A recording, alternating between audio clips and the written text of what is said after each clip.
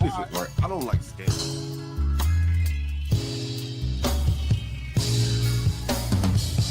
I think the only person that has been was Stanley.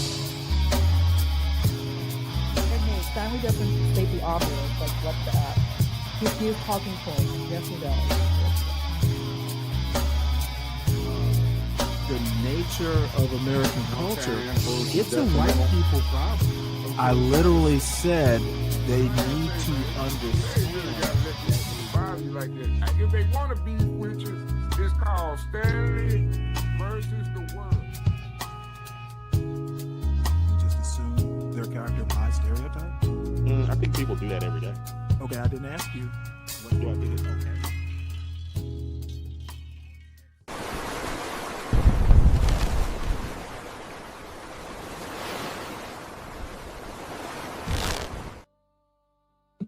Okay, so what if I told you that people are now buying dolls just to beat them up, and not just dolls, black dolls called Natasha?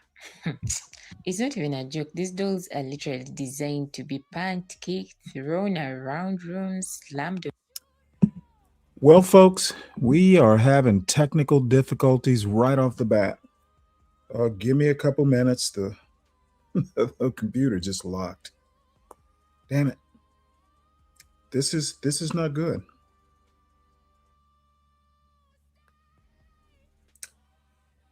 Say to live.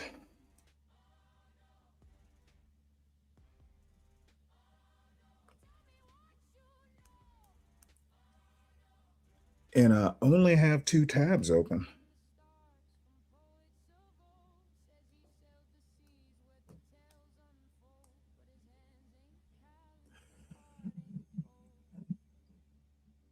Well, this is embarrassing. Maybe I'll just start the show over.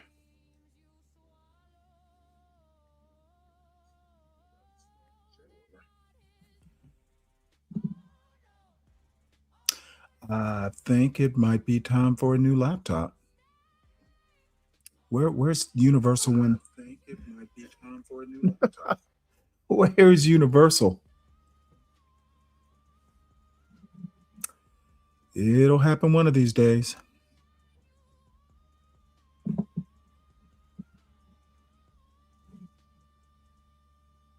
Any day now.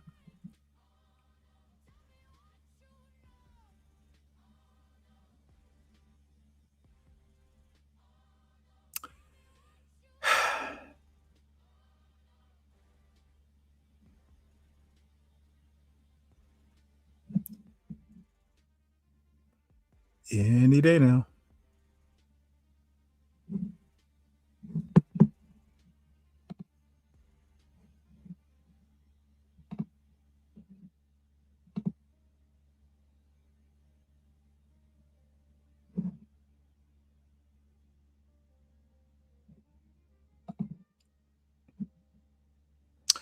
All right. Well, let's try this again.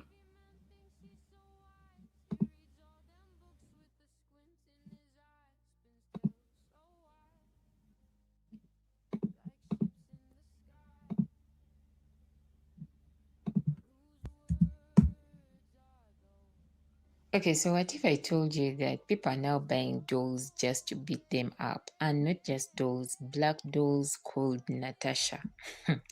It's not even a joke. These dolls are literally designed to be pancaked, thrown around rooms, slammed on doors, all in the name of stress relief. That is what we're going to be looking at in this video. But before we proceed, thank you so much for clicking on this video. My name is Winnie Lake. If you're new here, don't forget to subscribe. And if you're my returning subscriber, thank you so much. So it has come to my knowledge that people are now so overwhelmed, stressed, burned out, and emotionally exhausted that companies are creating products specifically designed to absorb human frustration. And honestly, I do not even blame these people. But the question here is, why are these dolls black and they're called Natashas? This says a lot about how we are viewing the world right now. And when black people come out to complain, about the race thing, People are like, they're exaggerating, they're experiencing black fatigue. Why is it that black people are always victimizing themselves? They always want to be considered first. They are, all these sorts of things. And yet at the end of the day, this is what you guys are pointing at. You're thinking of a stress reliever, a doll, and then it should be black, as if you cannot make all colors. Anyways, let us listen to some text before we proceed, because seriously speaking, I am not happy with what I have seen. I'm not happy with Chinese because it's a Chinese company and a Chinese idea. That is why there's even a creator who said these guys are not even close to black proximity. For them to have the audacity to, come out with such ideas, but I digress. So there's these new dolls that are going viral on Chinese social media, aka like Xiaohongshu, Little Red Note, and this is what they look like. I don't know about you guys. I think it's a little offensive, the pink reddish lips, kind of reminds me of those Jim Crow drawings they draw back in the like 60s and beyond. The thing that really is kind of bothering me the most about this, I guess, trend is, I don't know if you remember, but when Labubus were viral, people were putting them on their Birkins, their designer bags. Like, you don't just put anything on a designer bag. You're going to put something that you care about or at least show respect to. So they're putting these Labubus on their bags, but they're treating these dolls like this. They're putting them on their feet, just like wearing them like on their feet, walking around on the ground. Like, they're just, I don't know, treating these dolls, I know it's just a doll, but I feel like it's more than that.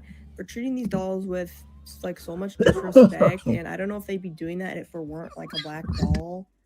They're putting them in these outfits. There's a lot of people going viral for treating these dolls in weird ways. Like, for example, this person's running them over, and they just, I don't know, this is their whole content, is just treating Wow. these dolls super weirdly. This is that same creator throwing a watermelon of all fruits on this doll. Here's a comment I found on one of the videos. This is the translated version. Hey y'all, so if you're Black American, you are probably not going to be surprised by anything that I'm going to say in this video, and you're not my target audience for this video, although I would really appreciate your guys' support right now, because the rabbit hole that I started down last night and then backed out of because it was just too fucking disturbing to continue is just, it's insane. So today I am talking to Chinese Americans, not Chinese people Why? in China. I am talking to Chinese Americans about your people over in China. So I've been on the Red Note for a little while, you know what I mean? Ever since like TikTok had its first little issues or whatever. And of course, there's racism against Black Americans specifically on the Red Note app, like insanely, right? And whatever, racism's fucking everywhere. And argue with your mama about it. Racism against Black Americans is everywhere in the fucking world. Anyways, I came across these Natasha dolls. And I got my iPad here so I can make sure I get this shit fucking right. Whoever this company is or whatever, created a new doll with a different kind of therapeutic aesthetic. They call this doll Natsa. The description for this doll has dark skin, simple and rough features, and always looks like she's just letting it rot. This doll is the total opposite of those perfect, polished influencer dolls. Young people find her ugly cute and use her to relieve their stress. So basically what they did was they created a minstrel black doll to beat the shit out of when they're feeling bad about themselves or anything going on in their fucking lives. Mind you, this is in a country that is 92% Han Chinese. 92%. And the other 8% is different types of Asian. They created a black doll that looks like a minstrel doll that they're smashing the head in, they're beating it up, and they're posting these videos online like it's funny. It baffles me, like how we stay on everybody's fucking mind. First of all, why do these dolls that are used for therapeutic reasons for you to relieve stress have to look like anything or anyone? Why isn't it just like another like random Labubu looking thing? Why are you guys painting the doll's face white? You bought the black doll and then painted it white. And this isn't me overthinking this or blowing it out of proportion or making it worse than it is. This is just simply racism, and it's fucking disgusting. And I'd like to see someone of Chinese fucking descent call this fucking nastiness out. They banned it in schools over there because of how fucking disgusting it is. But that's not enough. Like, there needs to be some sort of like major conversation had about this and had about the racism from other fucking countries towards Black Americans. It's really fucking weird and disgusting. And they should be fucking ashamed of themselves. Grown fucking adults, you guys. Grown ass adults. Okay, let me just say hello to everybody. Welcome to Stanley versus the World late evening edition. It was a long night last night, but I had fun. This woman is disturbing. Why is she talking to Chinese Americans about something that's happening in China? The fuck? So everyone, please make sure you hit the like button as you trickle in. If you're hearing this on a replay, God help you, Godspeed, and hit the like button. If you're new to this show, please make sure that you subscribe. No reason not to subscribe. We have fun here every now and again.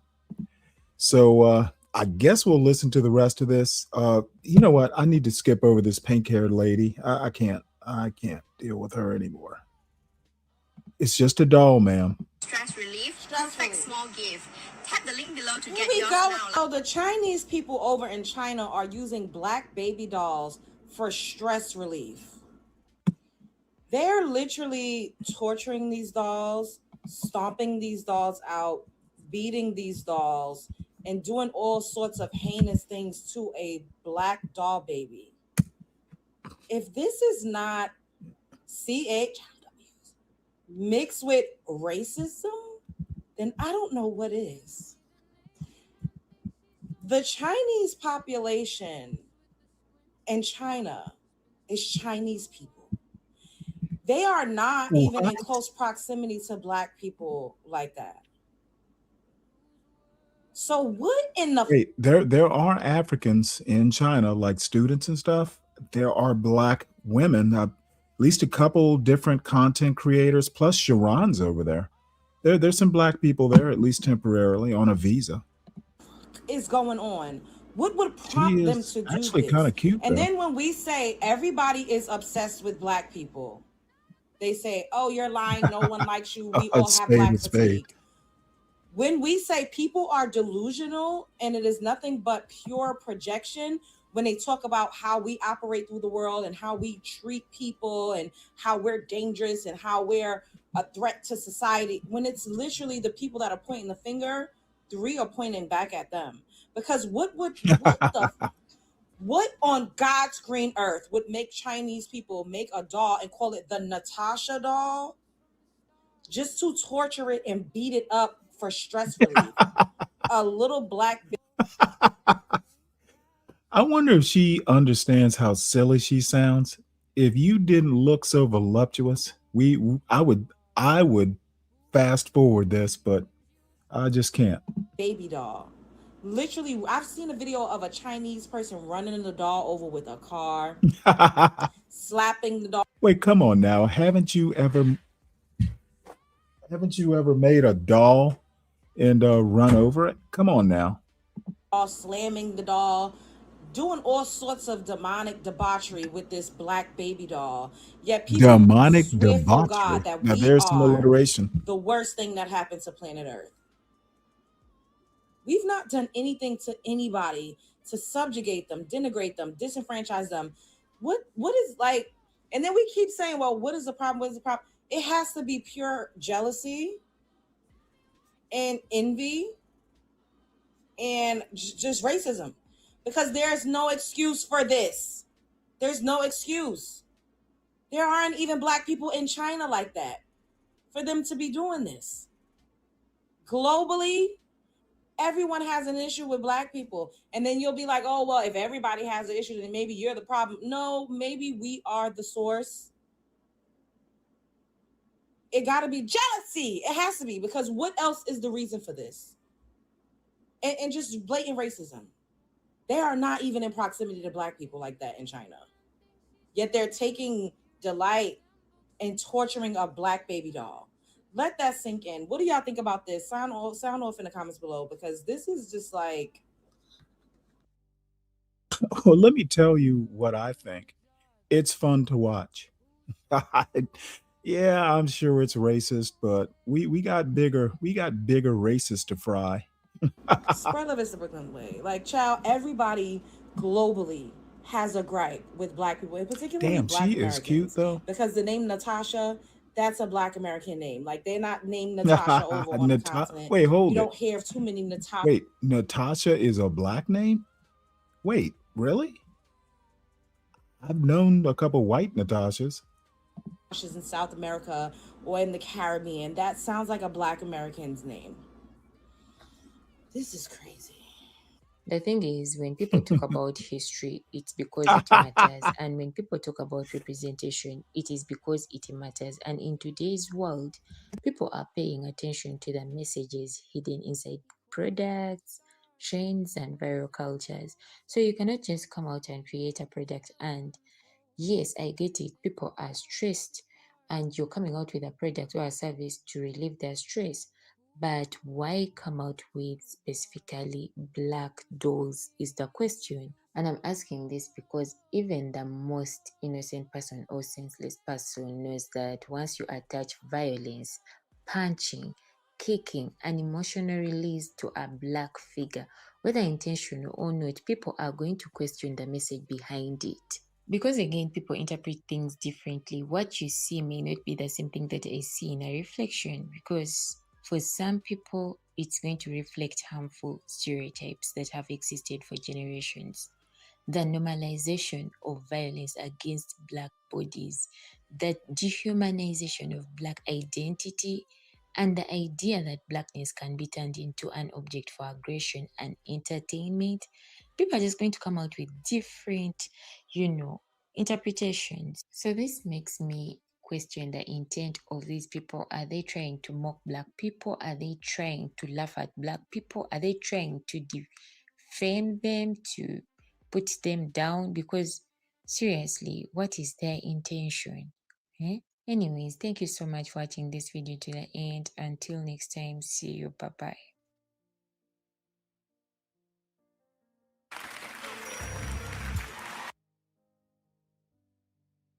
All right. Well, I did say that we're going to be watching some hunting and fishing videos today and gardening. I have gotten away from doing it. Hasn't been a while since I spent a whole Saturday just looking at hunting and fishing videos. I guess I should drop the link. No particular goal today, but hit the link if you want. And I guess maybe next Saturday, this is tentative plans, but next Saturday, maybe we'll do a whole day of cooking videos. So there is the link if anyone wants to join. And let's see what we got here. Father God, we come to you today on another wonderful morning hunt. We want to thank you for all the blessings that you bless us with. Please bless us with another 9-man limit, this time in 1 hour and 20 minutes. Please bless us with the safety. Please bless us with the shooting straight and being accurate. And also, Lord, thank you for this biscuit that Joe cooked us for us that nourished our bodies. And please, Lord, let Perk be on his A game today and pick up these ducks. And let Brad shoot straight. In your name we pray. Amen. Amen. What? Hey, watch it work. I did it. A 9-man limit. Exactly what he said. Exactly. We said we killed an hour and 30 yesterday, so we might want to kill an hour and 20.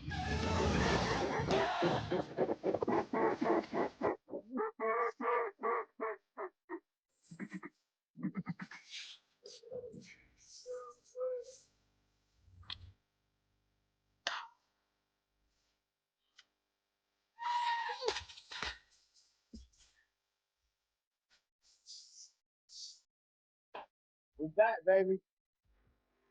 No, y'all missed us. 24/7 hunt. It's duck season. Let's get it. Is that loud in here? Crazy to think Well, that that's we're at truly season 6 disgusting. already. We're starting it off. We're out here in Nebraska. What's going on, guys? Aubrey Mack here, 24/7 Hunt, episode 2. Out here, middle of nowhere, Nebraska. Man, so we are here in Nebraska. We're at Mossy Pond, Nebraska. Check them out. Brad Arrington, owner and founder of Mossy Pond Lodge, Mossy Pond Retrievers. We started with dogs, training dogs. Then we got into the hunting operation. Now we're in here. We are in Nebraska. Known Renard Moody my whole life, and since he was just getting into hunting 24/7. His first dog Pete, we trained him, and this has been a long time coming. We're great friends, and it's just been super excited and to get to this point where we could do some things together, and we did some big things. We pounded some ducks, and the rest of the guys with 24/7, they're amazing. So these guys are like family to me, and just excited that this thing finally came to fruition, and we're together now and doing some big things together. Mossy Pond's a little step up from what we're used to. We grind a lot on public land, and we eat bologna sandwiches and canned sardines. So it's just one of those places where you come do what you love to do and relax at the same time, and not have to stress about the little odds and ends on things. They take care of everything and they cover it all. So food is good, amenities are great, hospitality is exceptional. The whole staff is ready to cater to everything you need. And Yeah, I got tired because I forget to to do stuff. It's doing it every 5 minutes. I probably need, let's see, 5:25, 5:30. Probably need to stretch it out to 10 minutes. But yeah, I've been playing around with it. So let's we'll see what it does. But even if it just drops the the PayPal and stuff, yeah, I'm liking it so far. And I actually had a script to put in it, but I'm using Kimmy's because hers is better. Everybody seems to be better at YouTube stuff than me. But yeah, cool. We need to not have it every 5 minutes though. That's just annoying. Maybe let's try it at 10 minutes. We don't want to beg. Man, just one of those places where you gotta come check it out. I mean, we weren't here for 7 minutes before I had a drink and a plate of food in my hand. It was kind of bittersweet because it's like, man, this is amazing to experience this, but it was also kind of sour because like I got to go back to public land here shortly. But just an amazing experience. Like, when you think waterfowl and you think Ducks Unlimited and you think about just like everything that encompasses waterfowl, this is top tier. What up, guys? We're at Mossy Pond Lodge here in Bassett, Nebraska. We're feeling good. Hopefully, we'll shoot some ducks this morning. I got a good feeling about it. It's cold weather, like 34 degrees outside. We got a strong north wind. Hey, this could be great. 24/7 hunt. Let's do it. And throw them. This is my last time seeing them this year. Please don't bring them out. Golly. Look at them damn shoe for 3 years, man.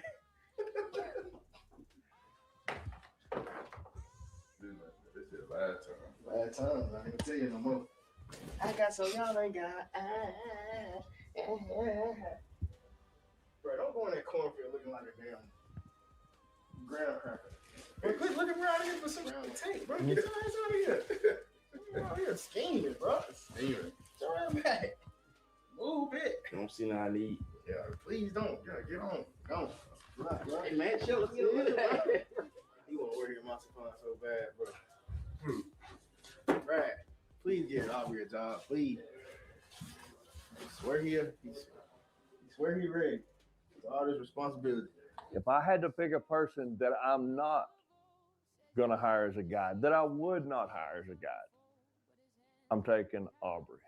There's just no way I would ever hire him. You talking about, bro? Get into my kids. You talking about, bro? He don't play by his naked or his kids. Bro, get on my hand, Bro, get on my bed. All that playing for all that playing. I gotta get Man, I ain't want to play, bro. Think I play about like that? Get into my kid.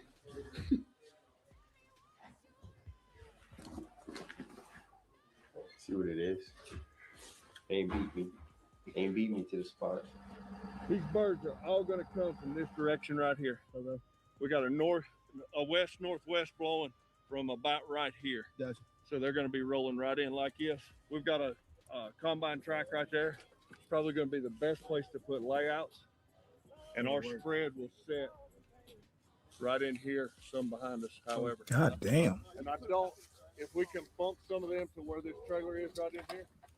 I like it full. I like it crowded. Rick think just because he's the oldest person out here that he can just stand around and not do nothing. I look at him now, he wants to act like he's doing something. We can't do nothing. There's a lot of rumors going around. Rick don't wake up early. Rick can't shoot. Rick the last one to get out the door. We're gonna air that out. We're gonna air it out. I'm the first one up. I'm gonna say it out there. I don't think nobody on the team could touch me on shooting. Just I don't think it. They might shoot good, but they don't shoot as fast. I'm cooking this year. They don't deserve it, but I'm gonna cook. What else? Just gonna carry my load and like the load of 3 other people. That way it's all clear. Who's doing the most out here? Me. That's why I'm out here sweating. Got the trailer set up. Telling these boys where to put stuff at. This dude. Listen, if it weren't for me, wouldn't a single decoy get put out, a single blind get put together, because I got patience and I got finesse. I don't understand. We can roll the tapes. We got receipts. That's cool. Thankfully, Zeb right here catches it all. So we'll insert some clips right here of Renard putting out decoys, putting out stakes for the decoys, putting together the blinds, positioning the blinds, cleaning up everything, putting everything right back in that trailer. Now, since we've seen everything, we've seen all that, we'll let the viewers decide who's lazy.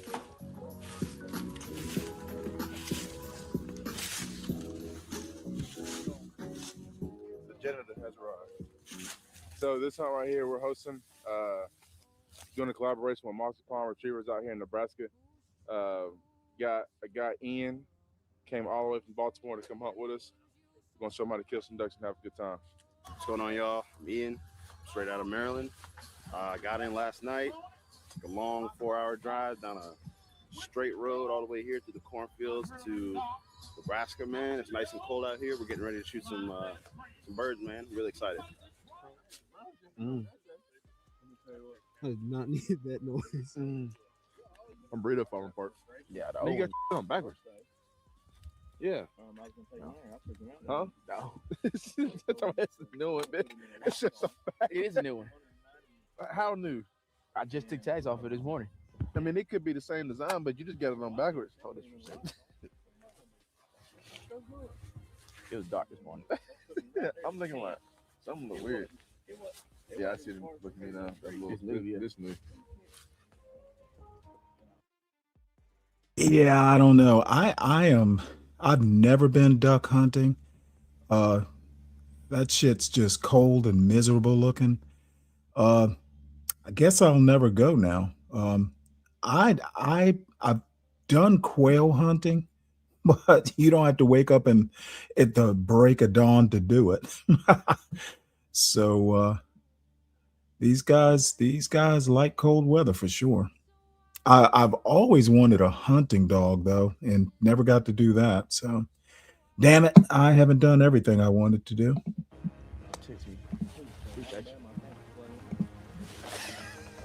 All right, yeah, all right. Look, appreciate you. Nah, I needed this little push. My left hand up.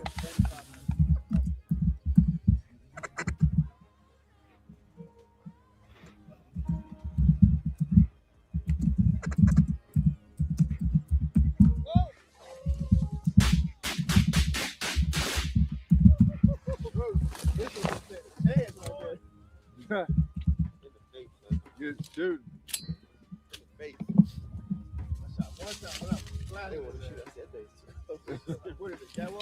And I think I said it yesterday, but let me just say this: Black people do more than just fucking hang out on the block. We do a lot of interesting things. This is awesome. And this is on YouTube, folks. These are black men hunt. Oh, hens, sir? Yeah. 3 hens? 3 hens. To why do Wally? To eat them, of course, or stuff them, for trophies. But why do people kill birds? Because it's a challenge. And now I'm not a big fan of wild birds. However, to eat them, of course. Kill. Damn. I shot a double. Fuck. They got them all. You like that wine?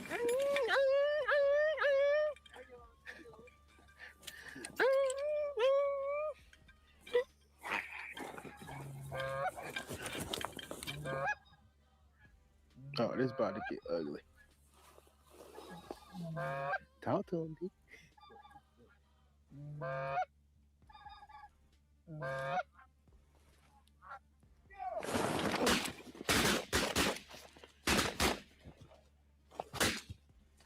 No, I couldn't shoot not one time. That thing's only got 1 leg, you know? Mousy Pond, Nebraska. Y'all better come on. Yeah, baby. Y'all want some of this fat green?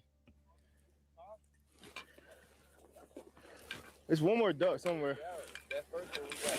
Mousy Pond, baby.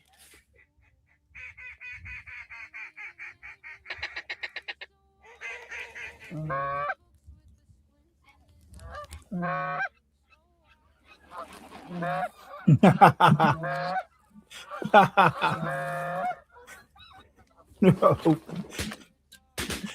Well, come on now, Dwally. Doesn't this look more fun than just fucking pushing a shopping cart? Come on now.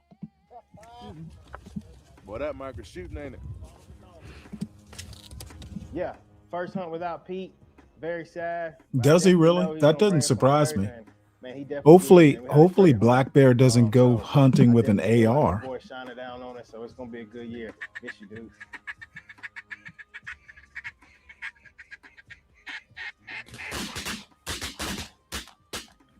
I'm gonna tell y'all right now, if you are serious about duck hunting, like really serious about duck hunting, shoot heavy loads.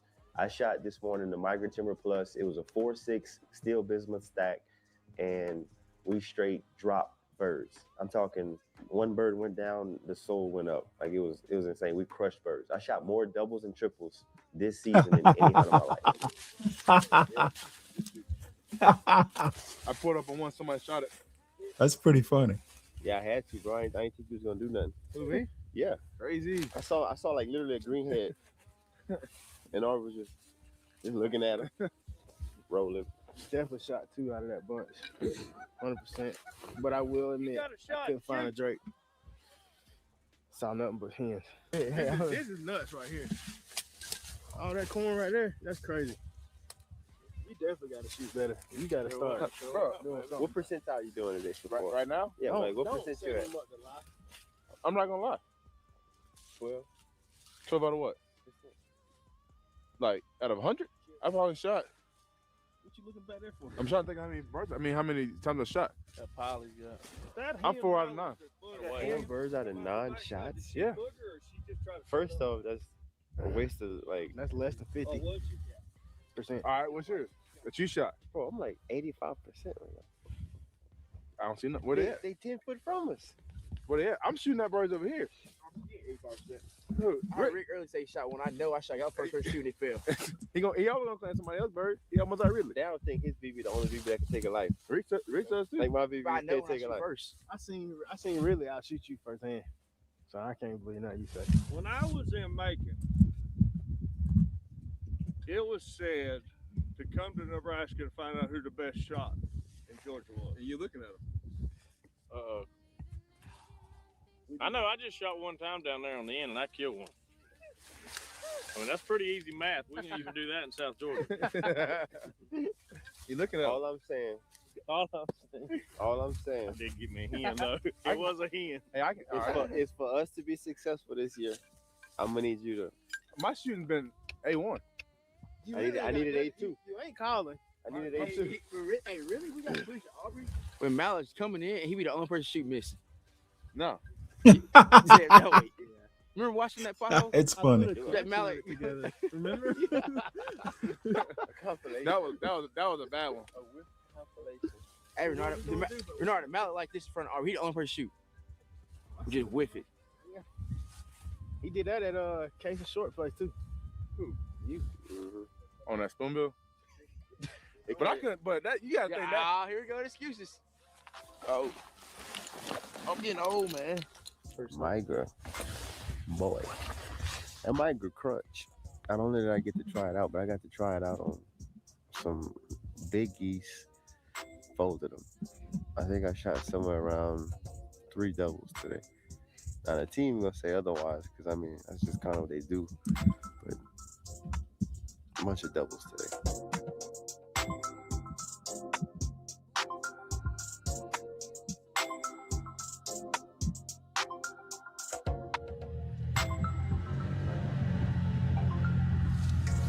Got an even up hunt going on.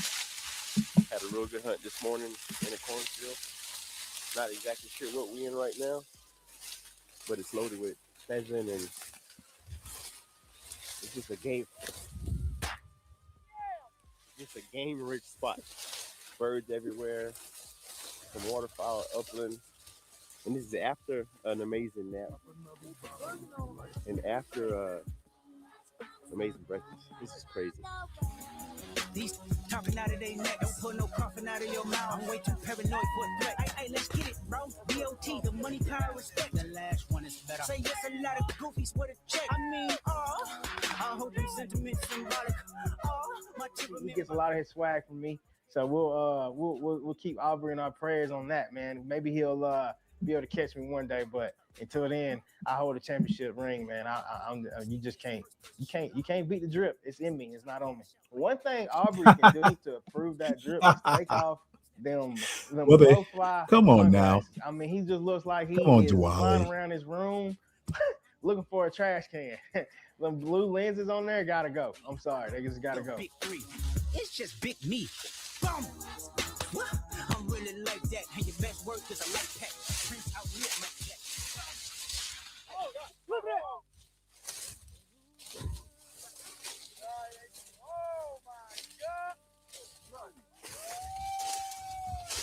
That was a 150. Bro, that scared the shit out of me. This motherfucker was right here, bro. Did you get that on camera? I thought it was a damn dog. I just said, look at all these deer bands in here. I knew the buck was a good buck. When he asked me, what I thought his score, I was like, like a 115. He just ain't used to seeing big deer. He scored a deer 116 inches. The deer is every bit of 150. Yeah, they got some monsters out here. And Ricky, you need to do better about scoring deer. I don't know. Maybe I'm not good at scoring deer on the run. I'm good at scoring ducks on the run, though. Phenomenal even. Phenomenal. He was going off. I'm like, hey, man. I mean, this right here hit like thunder, son. I'm sold on this. This right here crazy. Thunder. I'll give it to Rick. Rick wasn't missing. I need to find out who this Rick dude is they talking about. Because what they've been saying the last 3 seasons, all 3 of them went for. Ain't no pressure she needs, though. Huh? That's what it is. Ain't no pressure she needs. Hey, one day you gotta bring them back now. Sometimes they get too high up. You gotta bring them back. Satisfy my team and be worthy of. You know what I'm saying? When we do that, I'm gonna be retiring from hunting. This man said retiring from hunting. Maybe next duck season I'll be worthy to hunt with 24/7. Maybe. What's that? A charcuterie board. Get his lips when he say it. Like, what is it? It's a charcuterie board. But how you say it? Who? Bro.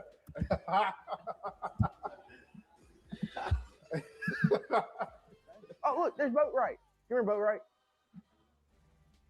Look, Boat Right. Got the job done. He got permission on the field. We're going to kill them in the morning. Kill them. I got something for you. You stay right here. Don't move. Zell hooked me up yesterday. There you go. Hey, back. No, but you only gave me one. Come on, one more. And you gave me a. That's I'll grab one here, one. Bro, that's a super hot. This 24/7 duck hunting education adventure is brought to you this morning by Mossy Pond. We're going to teach the owner of Mossy Pond how to put decoys out. I know how to. Y'all put that thing in there and just set it out somewhere. That's right. I mean, there's no rhyme or reason. Come to with put it. me. Y'all just set it. Mr. Owner, the round hole goes on the orange peg. Oh, yeah, baby. That's perfect. I mean, I'm ready. That was a take on the first hunt. One take, and I got it right. I guess I'm the owner. I'm the boss, so I don't do it as much as they do. But I know how to put out decoys, but I'll get him back. It's day 2 here at Mossy Pond, and we found the birds. Nothing but mallards in this feed, and then we're gonna set a big U, give them a big hole to come in, and we will kill ducks today. Huh? Damn, paparazzi. Hey, 2F7 don't work out, bro. Just stick your Yeti bucket right there. Put that on the side of Bourbon Street, just like yours. We're gonna drop us off $1 at a time. 207 don't work out. I'm gonna be working for Mossy Pond. Me too. Straight over there, Mr. Brett. Mr. Brett. I can see Aubrey right now. All right, guys, put the geese over there. What's this? It junk right here, like it's heavy. No, they got egg on it. Cheese. I need a napkin. But it's a damn biscuit right here, boy. Good.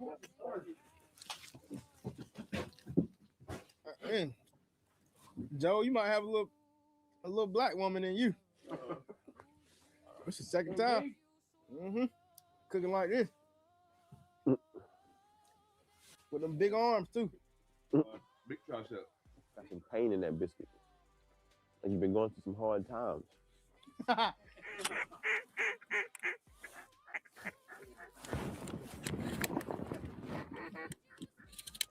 Are we shooting?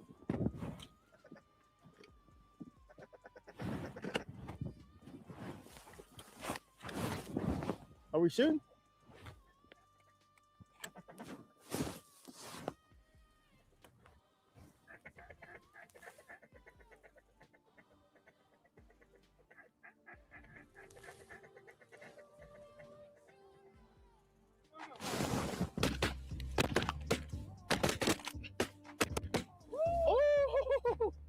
That's a triple, son.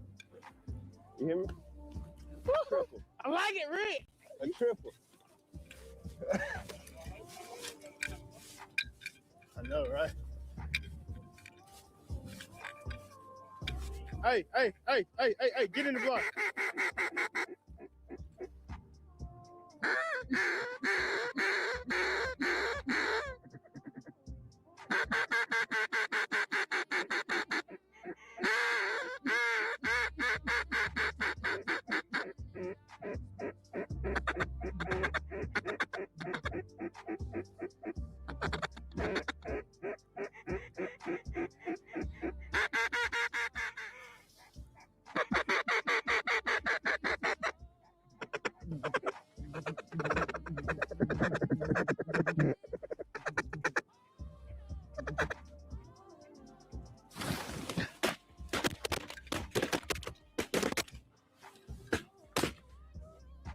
I ain't picked up not one here.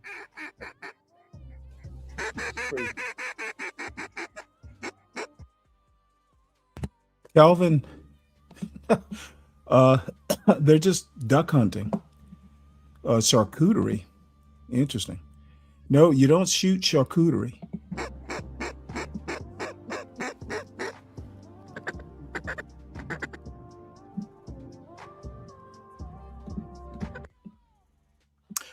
What they're doing, they've got duck calls to lure the ducks in.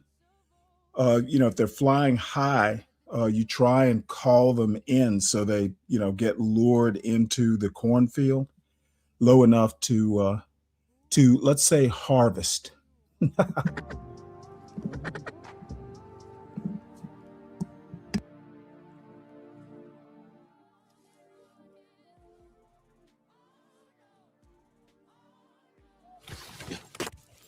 I missed that part, Kelvin. I had to step away. Got him. I woke up this morning, sent me some good prayers. I said, Heavenly Father, bless my team. I said, bless my team, man. We've been working hard.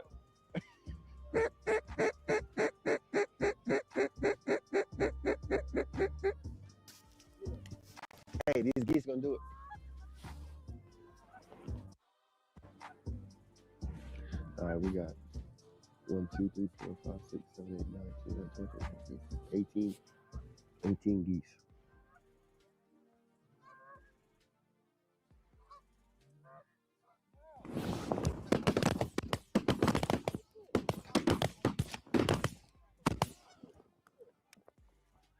Boy, you saw that last one?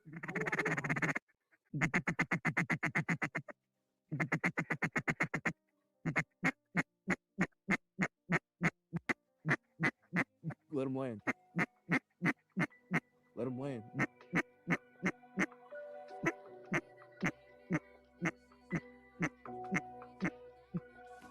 I call a duck down from way up. Want a duck boat, get your cake up. Paint a green head red, makeup.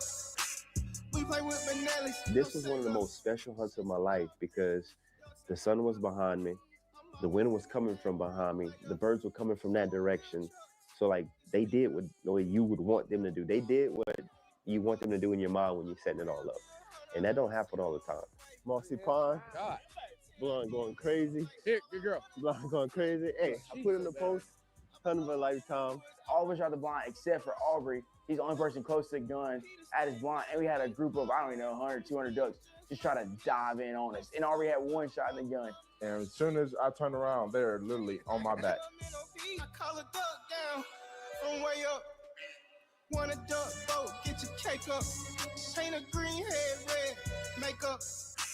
We play with Benellis, no Sega. Chasing all green, dust and paper. I'm always in the game, real player. 4-wheel trucks and speakers. I never buy foreign, only pickups. Little razzle dazzle, look like Stephen Ridley on the field with the cut juke. Hey, boom, tackled it, brought it back to the guys. No Cooper's gonna get away. As you can see in that video, Aubrey got crossed up. I mean, he got crossed up like Paul George.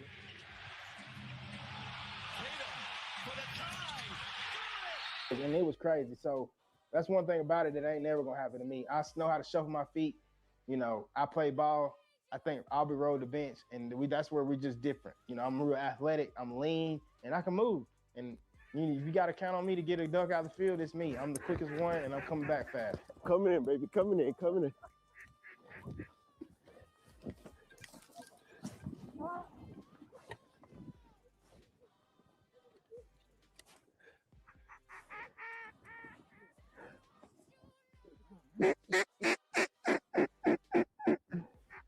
Get out, get out, get out.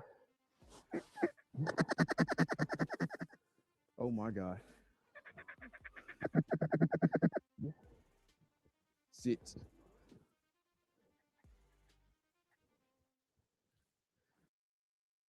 Hey, Diwali, let a brother hunt. What?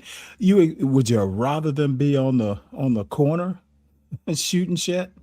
Ducks are legal.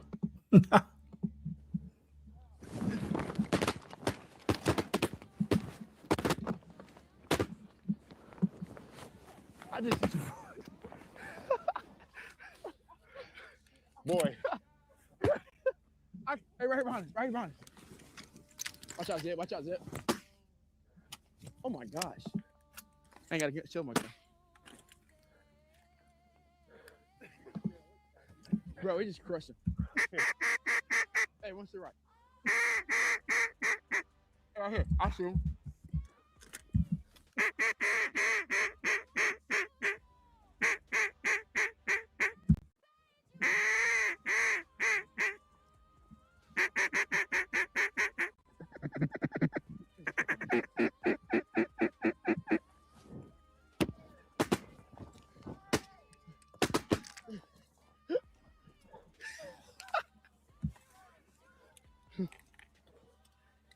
Dude, what is going on right now? Bro. I sprinted full speed back to the blind, got in the blind, by the time I got close, they're already coming in. Here. 5 flocks, over 50 each. Everybody unloaded. Doubles and triples flying. That right there. That's what I'm talking about, bro. Hey, it was too many for the dog. Rest in peace, Pete. It's too many for the dog to handle. It's a good dog, but too many for the dog to handle. I know this is life changing for you. Life changing, man. That's pretty in it. It's life changing for my ass. Yeah. When y'all were picking them up and we were back here, Yeah. they came right there. That's the difference in being on the actual X and being just a little bit off the X and having to work. Yeah. I mean, those birds, they wanted it right here. Seen man come out here and duck hunt. Just get all nice and buddy. Oh my God. Really?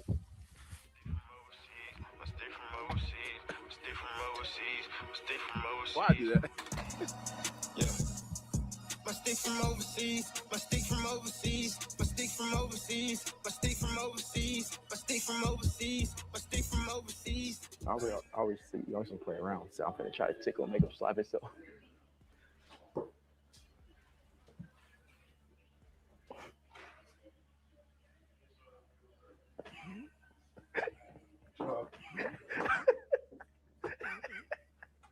American, but my stick from overseas.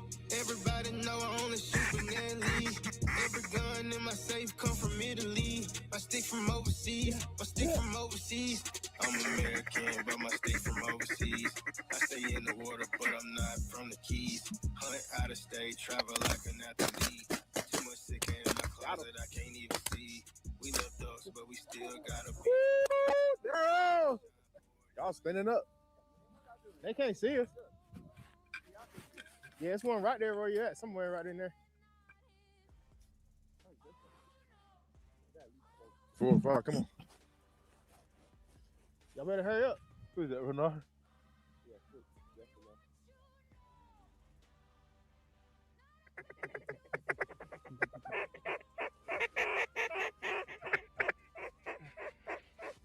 Where the hell they going?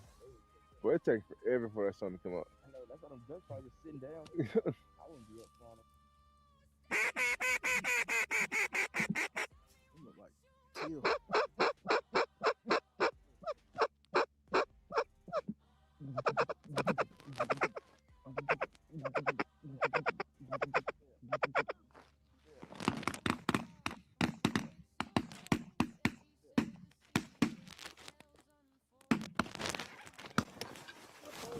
And half of them birds are behind y'all.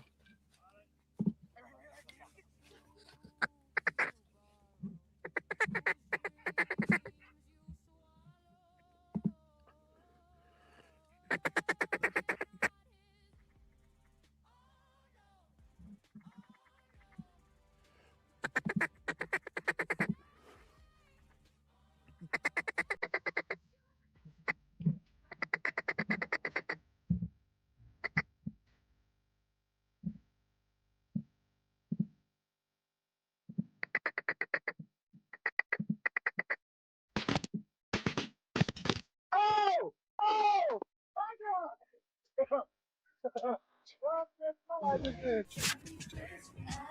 Bro, y'all about shot me. Oh my God. Huh? I know y'all had birds right behind y'all, raining behind Wonder why they're playing that music.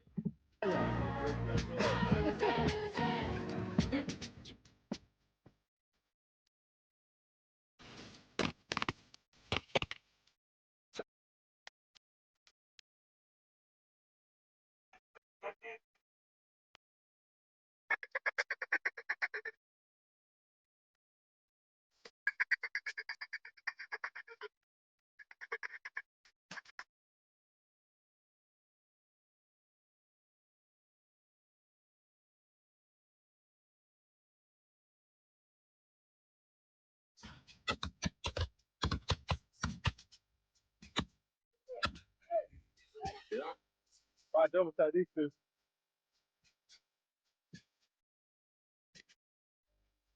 Don't miss.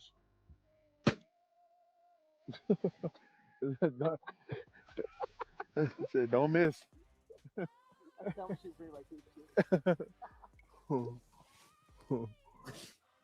the one who taught Sean how to shoot. Oh, that ain't good. I'm over here giving Sean lessons over the phone. That man used to call me on his day. That man used to call me on his day off when he used to go shoot. and I used to give him lessons over the phone. I ain't got no kids yet, but I always act like a father figure to my friends, and I always take care of my friends. So if I got to be a father to them, I'll be a father to them. So I want to show them the right way on how to do things. You can't teach your kids to use a gun safely, and you got them at the house. You got to get them outside the house. That's why you need to get a coach. Sometimes daddy just can't do it. Yeah, exactly. So I see myself as a father figure and a coach. So Sean, you hearing this today? Yes, sir, coach. That's all I need to hear. Yes, sir, coach. No backlash. And we're doing 50 up downs.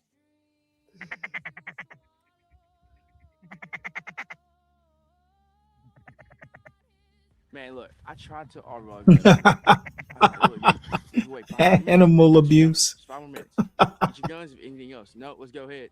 We all get out of the blinds. Here comes a massive wall. I don't even know, 400 or 500 ducks. Mallards, all just coming, trying to get in here. But we're out there in the blind. I'm the only person with a gun. Dude, what's going on right now? They're gonna do it. Look to your right. Look to your right. Here they come. Oh my god.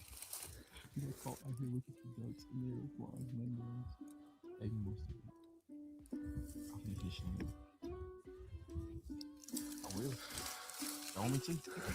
You better go. I'm gonna hunt some deer today. I'm gonna hunt some ducks today. I'm gonna hunt some doves today. I'm gonna shoot some clays today. Passion never fades away. You wanted a bazooka right there, didn't you? After May, I fade away. Wish I could hunt every day. Wish I could hunt every day. After May, I fade away. Wish I could hunt every day. What's up, y'all? Renard Moody, 24/7 Hunt. Day 3, Mossy Pond, Nebraska. Brad, we had a good time. And as you see, this Perk's first hunt, and man, he's been in Mossy Pond all summer, getting him acclimated to the real deal. And I appreciate you. Heck yeah, special hunt. We had all the times that we had with Pete, and we trained Pete, and all the great stories and content, and different hunts you got to share with Pete. And I hope Perk follows suit just like he did. For his first hunt, I think he did good. We got some work to do, but I think he's going to be a special. Thank you. Really? You're more concerned about the ducks? Oh, Kelvin, get out of the city, son. Thank you for the opportunity. Yes, sir. Appreciate you. Yes, sir. Check this out. December dates, December 5th through the 8th. Contact us. Hunt, HUNTS, at 247huntco.com. Email us. We got a few more spots left for this December date. As I said earlier, Mossy Pond, Nebraska is phenomenal. From the ducks to the amenities to hospitality, and it's only about to get better. We're now in early October. It's about to get nuts in December, so you don't want to miss it. So I'll be here, Daryl will be here, Ricky will be here, Aubrey will be here, and you got the whole Mossy Pond staff will be here. And man, come shoot an episode with us. Ian, appreciate you coming out. Man, we had fun with you, bro. Can't wait to see everybody else. Let's get it. I'm gonna hunt some ducks today. I'm gonna hunt some doves today. I'm gonna shoot some clays today. Passion never fades away. Wish I could hunt every day. After May, I fade away. Wish I could hunt every day. Wish I could hunt every day. After May, I fade away. Wish I could hunt every day. I'm gonna hunt some deer today. I'm gonna hunt some ducks today. And go check out our web store. If you want some hats like this, boom, or give me that hat. You want some hats like this? I mean, we got everything for you. So go check it out, 247huntco.com. The next hunt is on the way, so make sure don't miss it, baby.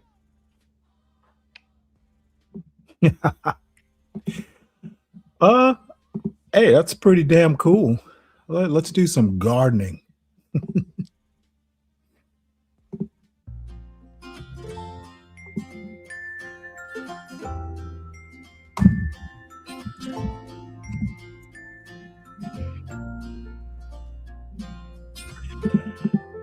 And, I've kind of gotten away, when this show first started, really the reason there is a Stanley versus the world was, back in the Galt days, they were always doing body cam videos, and you know how John can get with his anti-black stuff.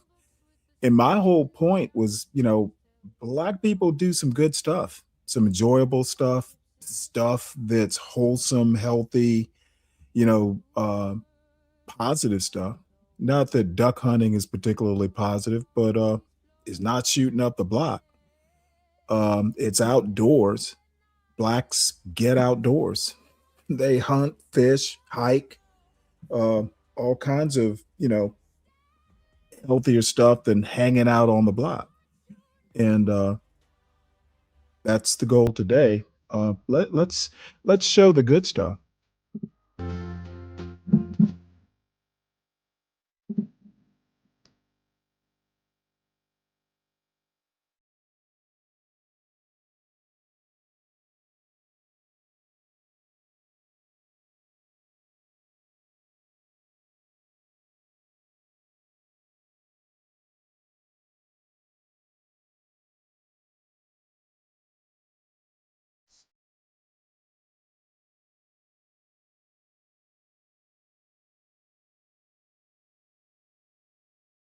Oh, hey Tina, I'm sorry I was muted.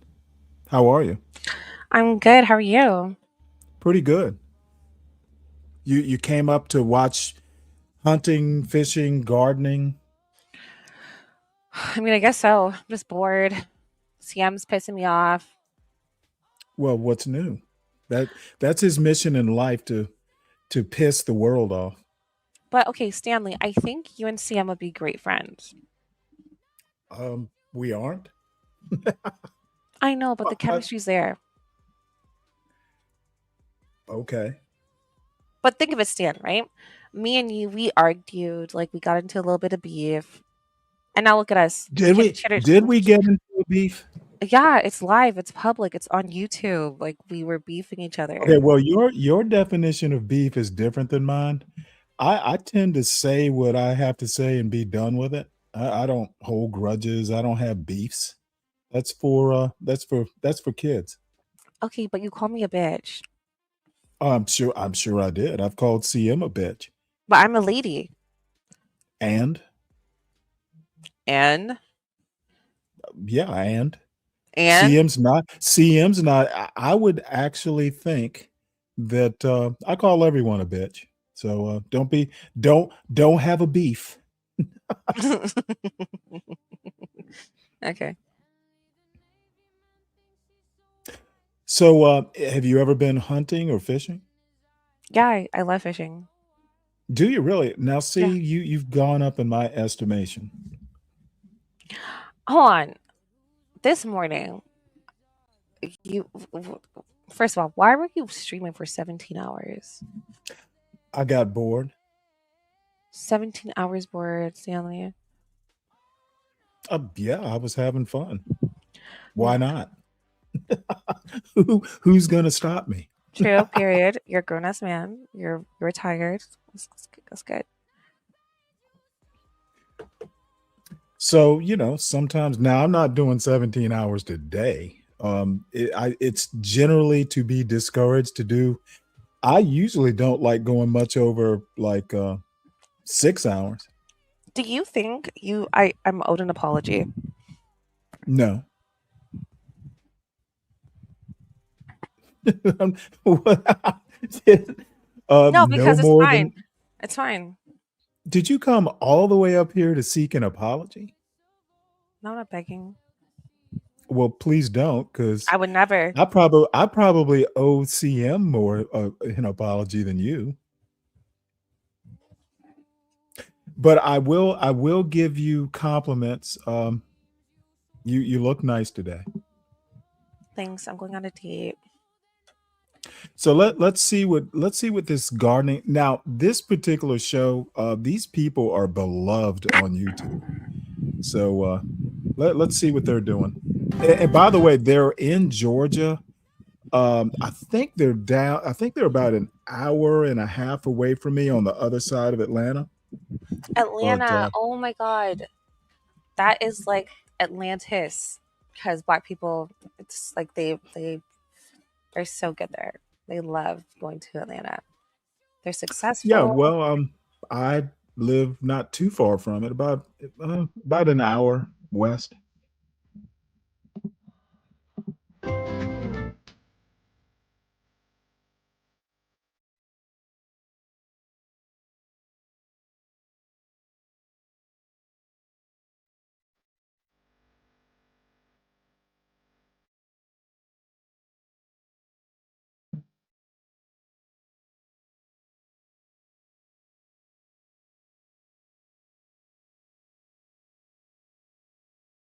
Look who's a mom. Look who's a mom. Could you stop pulling on that baby leg like that? Come on. Let's go. No, no, no, no, no, no, no. Nobody's allowed in the garden. Nope. No bear babies in the garden. Come on, let's go. No bear babies in the garden.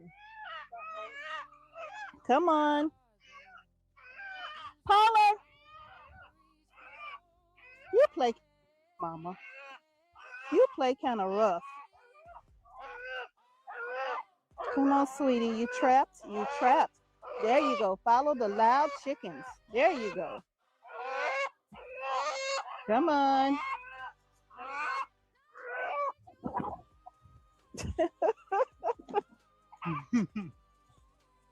Guess who's a mama bear? Guess who's a mama bear? How did you Now, get do you get this kind of quality content on CM's channel? No, CM's a hater. That's fine. I don't think he's a hater. No, He's just he does not like to be told. He doesn't like discussions with women.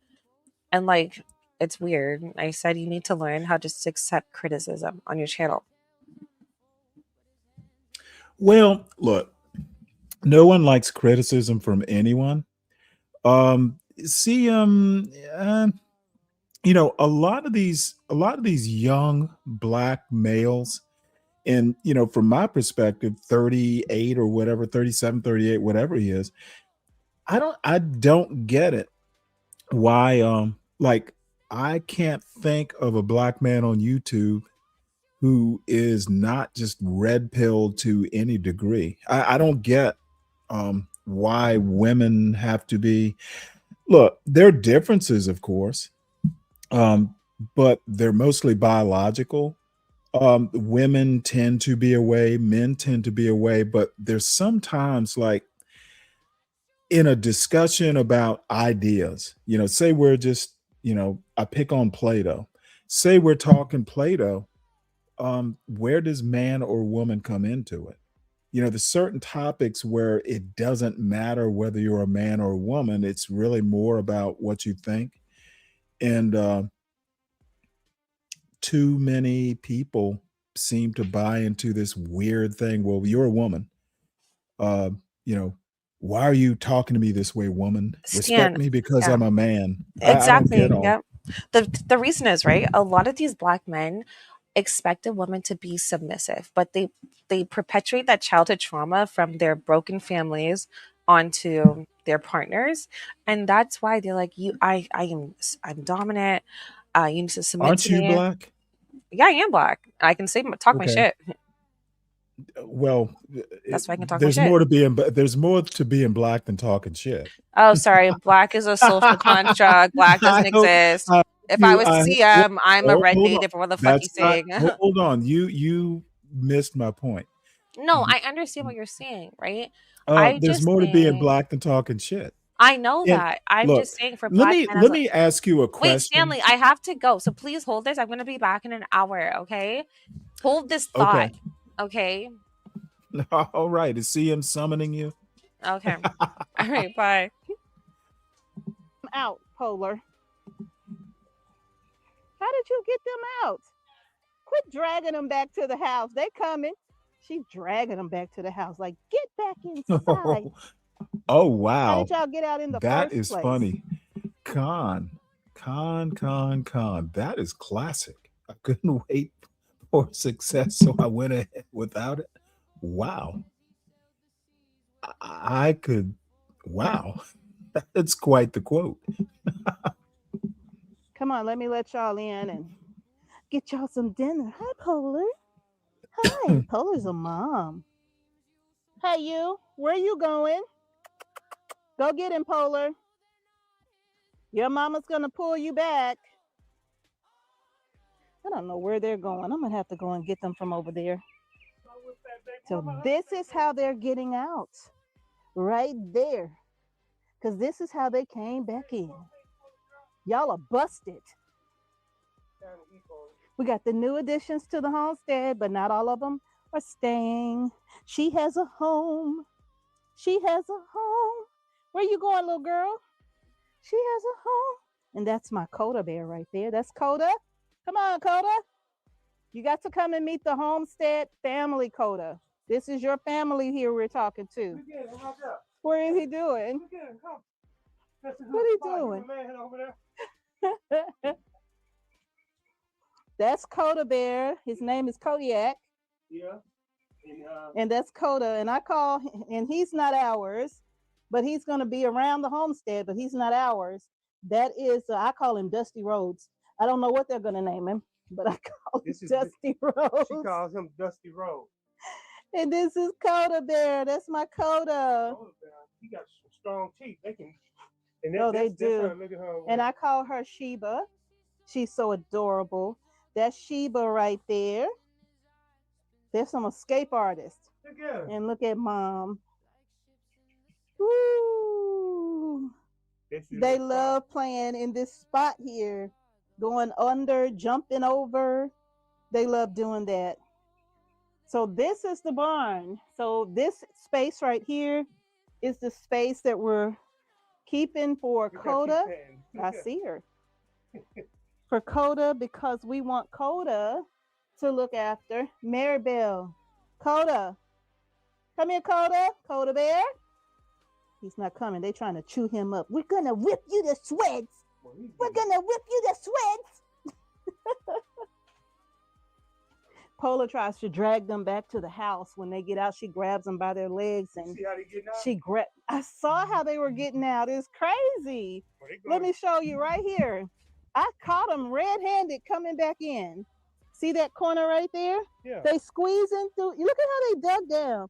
They squeezing through there, and then they going out. Yep, right there. Oh, you done busted they hustle. Hustle been busted. Now they can't get out. She ready to eat. I gotta feed Okay, her. you gotta feed Pola girl. She's like, I'm hungry, man. And we keep them in the kennel overnight so that they won't escape and nothing will get to them because they're still teensy tiny. Are you stuck? No, you good. Oh, okay, you made it.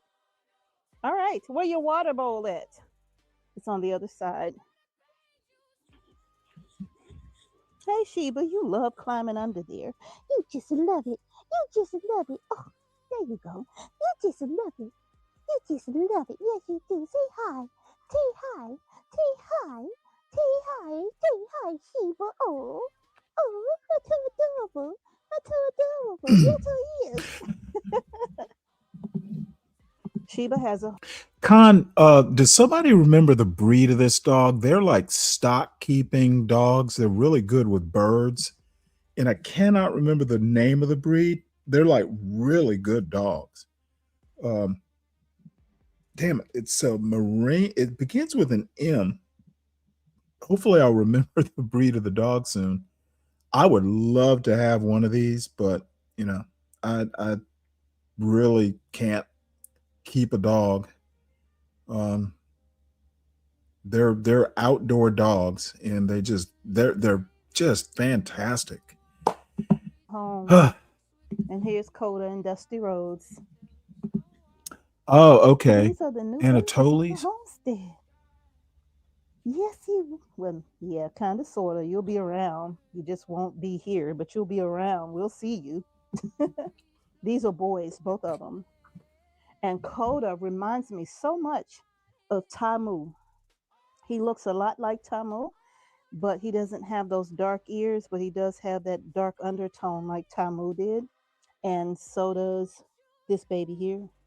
So, but she is all her mom. She 100% looks like her mom. So it's wonderful to see the babies here. Now, Polar actually had 14 pups.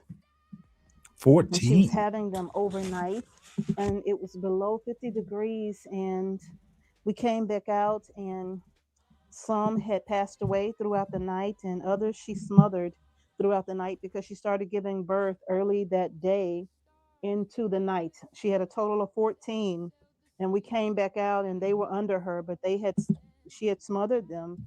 I guess she was trying to keep them warm, but they didn't make it. The other pup, we had 4 left. The other one is gone. And she was getting ready to go to her new home here soon. These babies are approaching 6 weeks. No, not 6 weeks. They're approaching 8 weeks old. So she's getting ready to go to her new home. And Dusty is going to his family. And Coda Bear is going to be here with us here on the homestead. But Dusty will be here too. You know, it's like I said, they're both going to be here. Hello there. All right, y'all. I'm going to back out of here now. I shall see you all later. All right. So I just had to show you all the pups because it was so exciting to see them. It was so exciting. Oh my goodness. To have new, oh, I better not go out there. To have new babies on the homestead. Come on. Look at them back there. Plus, Grizzly needed somebody to help him on this homestead, right? He needed a big boy, just like himself, to kind of help keep the coyotes and all of that away. And then, of course, other dogs that like to come over here and kill our animals, like the neighbors' pit bulls. So, to combat that, oh, I can't go out there. To combat that, we have Polar, we have Grizzly, and now we have Coda. So the homestead should be in pretty good hands. I'm coming back with your food. We'll be back. We'll be back. We'll be back. They followed me out here to the gate. And I have to put a brick here because these little badsies have learned how to use their forceful little bodies to try to push the gate open, oops, and squeeze out. So I got a brick down here and they follow me everywhere. But this is where Coda is going to live until we expand the perimeter for Maribel, our cow. So we got to talk more about Maribel because I'm so excited. I'm ready to get Maribel. Oh, I got to get my drill. I'm ready to get our Maribel now. And God is the best knower because there's no way I would have been able to take care of that cow going through what I was going through. No way at all. So I'm so happy that we did not have her at that time. So now I'm praying over it. I have prayed over it. And I think now I'm ready for Maribel. And y'all tell me what you think. Do y'all think this space right here, this barn, is big enough for Maribel? If I take down the wall in the center, let's see. Woo. All right. Let me in. Ugh. Let me in. Nobody's coming out. Okay. So now, if I take down this wall in the center, if you remember, this was the old goat barn. So for those of you who own dairy cows like Jerseys, not, you know, the larger dairy cows, but the Jersey cows, is this space large enough for her? Of course, I'm going to take out the chick brooder. This is where we store the chick brooder when we're not using it over the summer months. If we have any chicks that we get in or anything like that, we have this brooder that we made and we put it on the back porch. And what that allows us to do is keep the chicks close to keep the heat on them as well. So this is out here in the barn when it's not in use. And it's covered. It's pretty good. Got to clean it up some. Got cobwebs back there. But is this barn big enough for a Jersey cow? Is it big enough for her to live in along with me coming in here to milk her on a daily basis? Will this do? I'm not a cow expert. I'm not a cowologist. So for all of the cowologists out there, you all let me know, is this space big enough for Maribel the cow? Is this big enough for her? What do y'all think? He trying to get out. He always trying to get out. So y'all, what do y'all think? Is this space big enough? Is this a big enough barn for a Jersey cow? I hope it is, because we were trying to decide if we were going to build a bigger barn. And I know. I'm filming a ton of videos today, but like I said, I missed y'all. But is this barn big enough for her? And of course, Coda is going to be in the same space as well, right? Or at least within the perimeter, but he's going to be in that same space. So is that big enough for her, or do we need to do something bigger? Mr. H said we can extend it and bring it out. I was Yeah. thinking to make it come out some, Yeah. but I'm thinking it should be big enough for one cow. What if she has a baby though?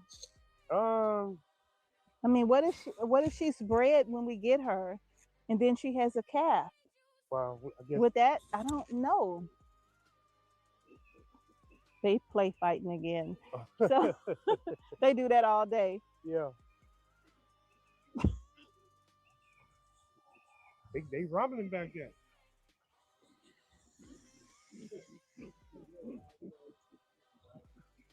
Do y'all mind? I'm trying to film. I'm trying to film right now. She went over all the products that you can make from a cow. I know the butter, cheese, all the products that we was thinking about. Yep. What's that, buttermilk? I mean, I opened our refrigerator one day and I took the doors, I said, Mr. H, look at this. What do you see? He goes, food. I'm like, no, look at all of the products that we have in here. There's butter in here. There's Parmesan cheese. There's mozzarella cheese. There's cheddar cheese. There's yogurt. There's cream cheese. There's buttermilk. There's regular milk. Cream for the coffee. Coffee creamer, I'm looking at all of this stuff and I'm like, look at all of this. How much did this cost? And I'm adding the numbers up in my head and I'm like, we could have a whole cow for this. Yeah, yes we can. And I think I'm down for it. Yeah. I think if we do start with something like this, if it's not big enough, then we just build have to add on. Add on, yeah.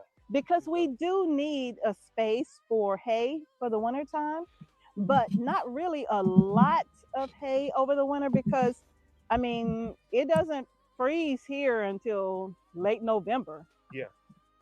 And then come March, everything's turning green again. Yeah. So we probably can let this hold us down for a little while. Yeah. And then build something else bigger. Because I know we're going to need a place for the hay. So we are going to need a hay barn. Yeah. To keep the hay in, and who knows if we get a cow that's been bred and she has a calf, then we have to consider space for that animal as well. But I would just like to have a Jersey that's already bred in milk. Yeah. So we don't have to worry about going through the whole, because we're new and we don't know anything about, a cow giving birth and when to step in. You can only read so much and you can only watch so much, but nothing really prepares you for when you are hands-on with something. Yeah. So I don't know. I've read as much as I could read and learned as much as I think I can learn, but there are just some things that just comes with experience that we don't have, right? Yeah. So we don't know nothing about it right now. But we willing in the experience field. field. We're willing to go ahead and take this step. Yeah. And get in the cow. Yeah. And I'm excited about it. I know I'm gonna have to help milk. I know once you milk once a day, twice a day, you gotta do it. You gotta keep doing it. I'm hoping that we can just do a once a day milk because we don't need all of that, to be honest with you.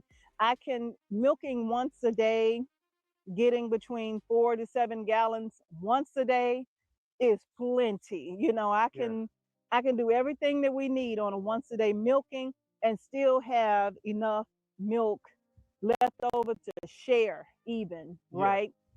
So I think that once a day, and then purely grass fed, I don't want to have I don't want to have to get a cow that's going to be dependent on grain. I don't want that Yeah. really. I just want Grass fed. that's it. Yeah. We don't want to be going to the stores and buying Yeah, we feed, out of feed. and then the cow be like, okay, this is the only thing that I'm gonna eat, So Exactly. you gonna have to go to the store, Or something. and you already know how that could be expensive, and you gotta It keep can doing be. it. So yeah, grass fed. Yeah.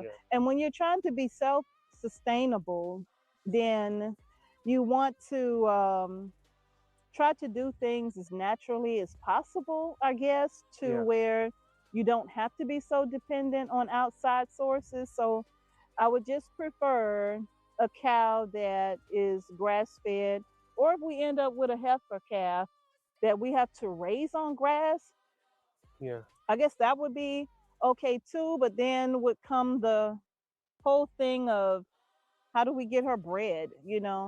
And from what I have seen with so many people, artificial insemination from for a Jersey bull, A2 to a female Jersey, sometimes that does not always work. In fact, most times, from what I've seen, it doesn't take. So you have to then be concerned about getting her bred when it's time for her to be bred. So I don't know. We do have all of these different concerns, but we do have and we really don't want a cow that's just been a number for somebody else too. Like how you have some places that sell cows and they have hundreds of them, Yeah. and they're just ready to get rid of one because maybe she's not a high producer anymore. We don't want a cow that's been a number. We Yeah. want a cow that has been around family, a cow that's been loved on and cared for, and Yeah. preferably polled because we don't want to deal with horns. Yeah. No, we don't want no horns. Now. Zeke had enough horns for everybody. Yeah, we learned from that experience. So no, we don't want that, Yeah. But we do want a cow that's been loved on and cared for, Yeah.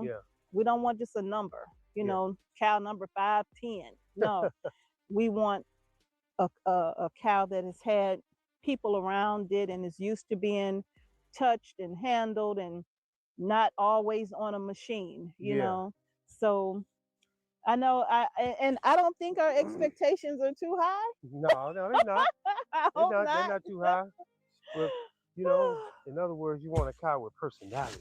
I do. Okay. I do. I want her to feel that we love and care for her and that we're happy that she's here providing for us, and Yeah. we're going to provide for her. Yeah.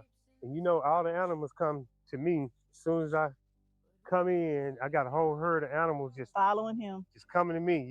Yep. Chickens, everybody, cats, dogs, everybody. Guineas supposed to be wild. They do. They think that I'm their daddy, And they follow him around. One day I'm going to film that for you so you can see that when he's walking, it's like a whole trail of just different animals.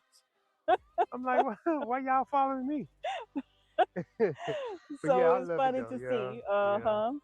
But so but that's what we want. We're hoping that Maribel can fit in there and that I will be able to put a milking stanchion in there for her as well, because I don't want to milk her outside in the elements. I want to be able to milk her undercover, especially in the winter months. I don't want to be outside with the wind blowing on me.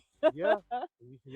I want to be inside, So what do y'all think? Let us know in the comment section. Will that work? Yeah, what is that, babe? A 10 by what? 10 by 10? No. 10.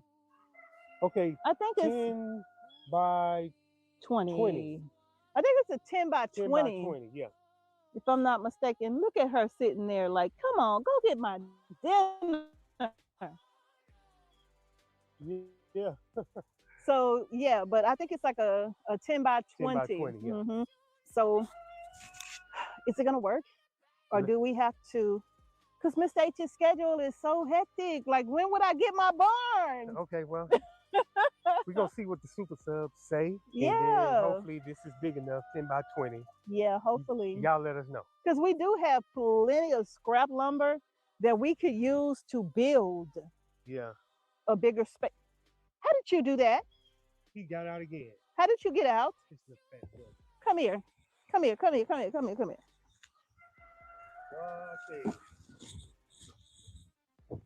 Look at him. This is Coda. Nope. You speak. Nope. You speak. This is Coda Bear. He's the master. Nope. He's the master escape. Nope. You gonna speak. Nope. I said no. I said no. You don't argue with me, young man. He got some wiggle room. Don't you take that tone with me, or I'll give you a taste of the back of me hand. Put you down. Little fat boy. Now, Coda Bear, you got to learn how to say hi You to got the to people. speak to people now. You got to see? talk. You got to do that. Okay. All right. With your big old self. That's rule number 1. You got to pay attention to our subs. You got to pay attention to our viewers. Okay. Yeah. All right, dude. Yeah. So this He is broke out again. This is Coda Bear, the escape artist. Mm-hmm. Boy, After a while, he's going to be too big for that. he is big already, boy. He's going to be too big to be busting out. This is Coda. All right, y'all. That's going to do it. Post in the comment section below and let us know. Is this big enough for Maribel? Or do we need to go back to the drawing board? Yeah. Y'all let us know what you think. Thanks for watching Homestead Heart. Peace and blessings. Peace and blessings. Yes, yes, y'all. We're going to see y'all in the next video. Hopefully this is the last video for the day. Hey, Cam, I'll drop their channel link in the chat. Why don't you comment on the video and tell them?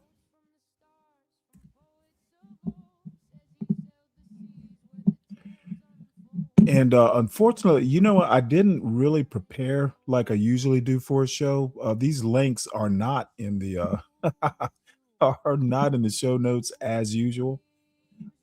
So if you need a video or something like that, or need a link, just let me know. I'll drop it into the chat.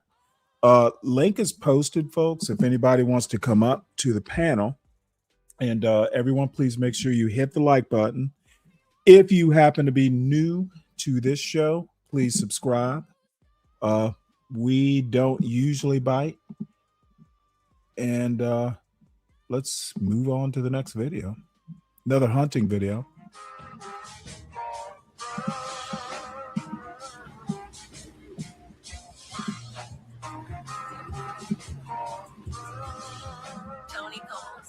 Hey, safe to say I'm the biggest, the largest. Been stepping up since my mama stayed in them apartments. Regardless, my daddy told me keep the heat even when I'm in foreigns. I'm heartless, cause he just hating on me just because I'm the biggest, the largest, the biggest, the largest. 30K on my riches for hard times. Deep just mad cause they in my archives. Jordan came back. What's up, y'all? Renard Moody here, 24/7 Hunt, season 6. 6, right? 6, yeah, 6. Man, we'll have a good time this weekend. Let's do it. Hey, Rick, what up, hey? Courtesy of all your homeboys that didn't make your wedding. Hey, it's real love, man. I'm gonna hug you first, too, bro.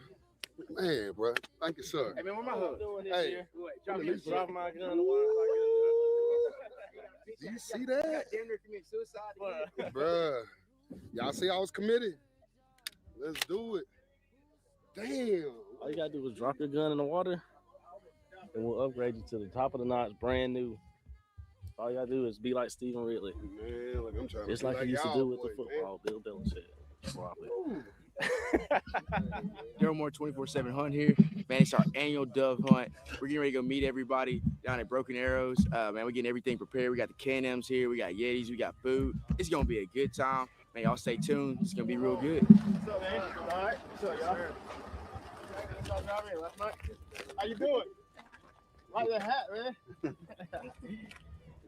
Yeah, they got some cool stuff. Yeah, we went in there. We bought a couple things. Cool. Yeah. We'll hang out here for a little minute and let people come in, and then we'll carry around to the field. Cool. How far drive from Louisiana? Man, 9 hours, bro. You drove? You flew? Or? Actually, for y'all, not drove. Not for them, for y'all. No, I don't lie. A little bit of dove. Okay, I ain't 9 hours don't justify for a dove. When the tickets travel for the duck hunt in Louisiana. But that's the thing, though, bro. We got the tickets and we got the hunt. We just don't have the ducks. Oh, yeah. You know what I'm saying? Louisiana having a hard time producing it right now. What's going on, guys? Aubrey here, 24/7 Hunt. We're out here at Broken Arrow in Perry, Georgia, getting ready to head out for our dove hunt, doing a little meet and greet, make sure everybody gets here and gets safe. Hey, stay tuned. We're going to shoot some doves today. What's up, my boy? What's up, man? Hey, dove hunt. Should be here. Broken Arrow. Stay tuned. Hey guys, John Cannon here with Broken Arrow Outfitters in Perry, Georgia. I'm here with the guys 247 getting ready to go on the dove hunt this year. A little bit about our store. We've been here since 2013. We're a premier outfitter carrying Sitka, Migra ammunition, all the top of the line brands. So if you're in Perry, stop by and check us out or shop with us online at brokenarrowoutfitters.com. What you get that for? I can show you better than I can tell you. Oh, let me stop this video. Hey, Skater, how are you doing? It's good to see you, man. We're just doing hunting, fishing, gardening, farming. It's one of those Saturdays. Haven't done, a show like this in quite some time. So I'm just sitting here enjoying the outdoors. I should be out there, but good to see you, man. And I have not made it to Savannah, but don't worry. I've got my ring light. I've got there will be a cooking test show this summer. I'm not getting bit by bugs today. Anti-insect repellent. Hey, y'all, we about to get ready to head out. We all parked over there. So we're just gonna take the kind of a scenic route so we ain't gotta get on the interstate. And so we can just all line up behind either my truck, Bernard's truck. You're gonna skate the roads, oh my Lord. See it over there and just follow us over there. And we'll turn our hazards on so everybody knows that. Just follow along with that.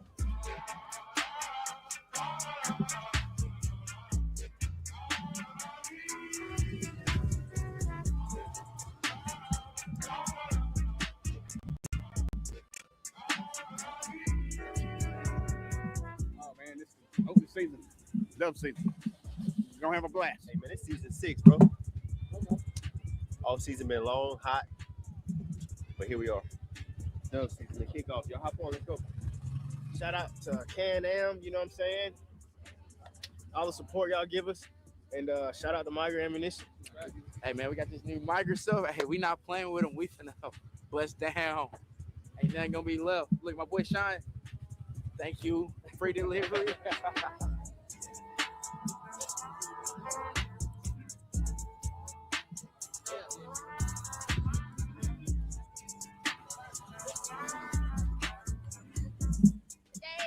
Selling some merch, some items that are the rest. There's no more, so we got some roadside hats, and the new merch that just came out. These they ain't even hit the internet yet, and the visors they ain't hit the internet yet. Got some fire shorts, Hopefully we kill more than one bird, but we got one duck with us. We're going. We're gonna get 5, 10, 15. Hey, them ass kickers. Never know, we might get somebody. Where y'all from? I'm from Pennsylvania. Pennsylvania? Yeah, Okay. man. Y'all flew in? No, we drove. Oh, y'all drove? Oh, yeah, we Awesome. drove. We Okay. drove a little road trip with the trailer. Okay. Y'all Yeah. gonna have fun. Yeah, It's gonna be awesome. Yeah. First dove hunt? First dove hunt ever. We're ready to go. It's a dude here. He showed him. He's gonna show us. First dove hunt with y'all. Like I said, yeah, I've been dove hunting for a while, and this is his first time ever on the field. So hopefully it turns out pretty good. We're from West Texas. We left Thursday night right after the football game. Got here about 7 p.m. last night. It was about a 17, 18-hour drive. It was fun, though. It was an experience. It was. Raining the whole time. Yeah. So I think I got to drive twice. Better take shifts. Yeah, we had to take a lot of shifts. Excited for the hunt. Really excited. First time ever coming out here and coming to Georgia. So we got a little advantage, though. We opened up in Texas last weekend.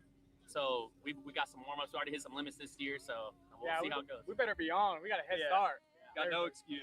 Got to say my favorite videos of flooded timber. Yeah, best hunt. I'm glad they got food trucks out here, or Ricky would Uber some food out here to the road or something. All right, appreciate everybody coming out. I don't know what year dove hunt this is, but this is our annual dove hunt. It means a lot to us. Man, we just want to thank y'all for coming. People that came from close to from far. It's been a blessing to be able to, come out here and hang out with you guys and, do what we do. So, man, it's the start of hunting season. We're excited. And yeah, we just can't give more thanks to you guys. We want to appreciate Can-Am. They brought us some buggies, and for all their support. We got Migra here. We'll dive into that a little deeper. Ricky will touch on Migra. Building a new relationship with them. We got some folks from Mossy Pond Retrievers here as well. So we want to kind of touch on them a little bit. If any of y'all interested in a dog and going to an outfitter and stuff like that to hunt. Who else I'm missing? We got to give away Gunner Kennel. We don't have it present. Gunner just dropped the white kennel, and it has our special limited edition door on it. We're gonna give away that as well. So if you got a raffle ticket for that, it should be at our house sometime today. So just make sure you don't leave town, without picking it up. So somebody will get that. Smoko. Oh yeah, and we also have Smoko here from Sitka. So we want to introduce him as well. So cool. Tonight, after the hunt, we're gonna be back at the house. If you don't have the address, get one of us. We'll give it to you. We're gonna have food there as well. So man, if y'all can come hang out for a little bit at least, we'll appreciate it. We're gonna have fun tonight, listen to music, fellowship, watch some football. So y'all just come hang out with us. We'll probably be there all night. So my dad Waldo is right here. He's gonna go over some safety rules, protocol. We got a nurse on staff, so I'll let him go through that. Okay, guys, like Renard said, appreciate y'all coming out. As y'all can see and tell, we all about family and friends. You see a lot of the young kids generation coming up to the older grown-ups. And so we got probably 30, 40 years of this generation in the hunting arena. So we know what we're doing. We've been doing this a long time. So we practice and preach safety first, and fellowship and hunting second and third. So we ask that you, once we have fun in doing what we do here today, protect those who are participating in the shoot, dear God, and leave with us as we depart this place, dear God, and returning back to our homes, and protect our homes while we're away from them, dear Heavenly Father. These and other blessings we ask in your darling son Jesus' name. Amen. Amen. Working with Migra, we've worked with Migra in the past, and just the stars aligned where we had the opportunity to do some work with them. So some exciting things in the works. Just a great group of people. The people that are affiliated with that company are people that I've been working hand in hand with in the industry for the last 5 to 7 years. So just some really good guys who just naturally care about the people and great hunting experiences. So you'll see a lot of new cool Migra things coming out here in the near future. Today we're going to be giving out all of the Migra that we have for you guys to check out, try out. Let us know what you think of it. Let us know how you feel about it. We're excited about it, but whatever information y'all have back on it, let us know. And any questions about Migra, the loads, the blends, the stacks, anything like that, man, talk to us today and learn a little bit about it. So that's the main thing. And to my Migra family, I appreciate y'all. We love y'all. And it's day 0. Let's go. I'm excited to get things cracking with Migra, man. It's going to be a good time. So, man, just their dove load in general is just a good representation of what's to come for, duck season. Migra showed up. We have 23 cases of ammo that we passed out yesterday. Everybody that came to the hunt got to shoot them. Awesome feedback on them. One thing that we're excited about, working with Migra this year. The first raffle we're going to give off is, I can't tell you just yet. Who drove the furthest? Where'd y'all come from? West Texas? What part of West Texas? Maryland? We got Maryland, West Texas? Yep. Where's it close to in West Texas? How many miles? Love it? How many miles? How many miles? Ours was 17 hours. 17 hours. I think Yeah. it's Sunday. I hope they win. Go get some rest. Yeah. All right, I know it's 3, y'all. There's only one prize. Who's got a dog? We all have dogs. Who drove most of the way? I drove. I drove with rock, paper, scissors right now. I drove with a trailer. You got a dog? You got a dog? Or you got a gun kennel? Oh, shit. I came from the furthest. I'm gonna let you know that right now. So if anybody can beat me from coming from California, if not, I want my prize. Get asked the question all the time, like, what's the best part of the dove hunt? It depends on who you ask, man. For some people, it was the pork chops. Those pork chops was sloppy last night. But for other people, I think the giveaways. We got a Sitka suitcase, a little carry-on luggage. Appreciate you, John, from Sitka. We're gonna pull this ticket. First prize going out. The last 3? Yeah. The last 3 numbers is 759. 759. 759 right here. We got a winner. We got a Yeti Hopper M2, military green. Going once. Woo, my man, what's happening? How are you, Good. We had a couple of special prizes. One was whoever enters the drawing, you know what I mean? If they get lucky, they get a chance to hunt with us. Say when the state, it's up to y'all. Whenever y'all get ready to come with us, wherever we are, that's where we'll be. You'll be responsible for your travel and your lodging. You can stay with us if you want to. We could be in a Motel 6. I ain't no telling where, so that's up to y'all. But definitely free to come with us. How would they gotta be? You gotta turn your phone off though. You can't drop a pin, and you gotta go in blindfolded. But it's a free hunt with us, and we'll figure out the rest. Huh? You can ride with me. I'm the safest driver. You can ride with me. All right, let's pull this ticket. The winner is 575. 575. Please come on.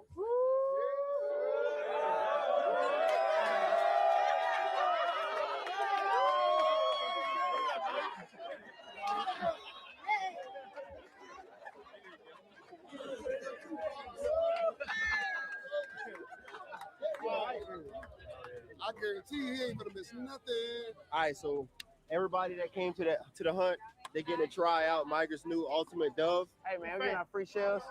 Feel like Santa Claus. Invite everyone knows the rules. Texas, you know, we got some good stuff on the board. That's pretty good though. That's pretty good. Yeah, man, they rigged all of our prizes. I know Renard stuck his little grimy hands in there. Daryl stuck his little booty diggers in there. I'm gonna hunt some deer today. I'm gonna hunt some ducks today. I'm gonna hunt some doves today. I'm gonna shoot some clays today. Passion never fades away. Wish I could hunt every day. After May, I fade away. Wish I could hunt every day. Wish I could hunt every day. After May, I fade away. Wish I could. What's the word?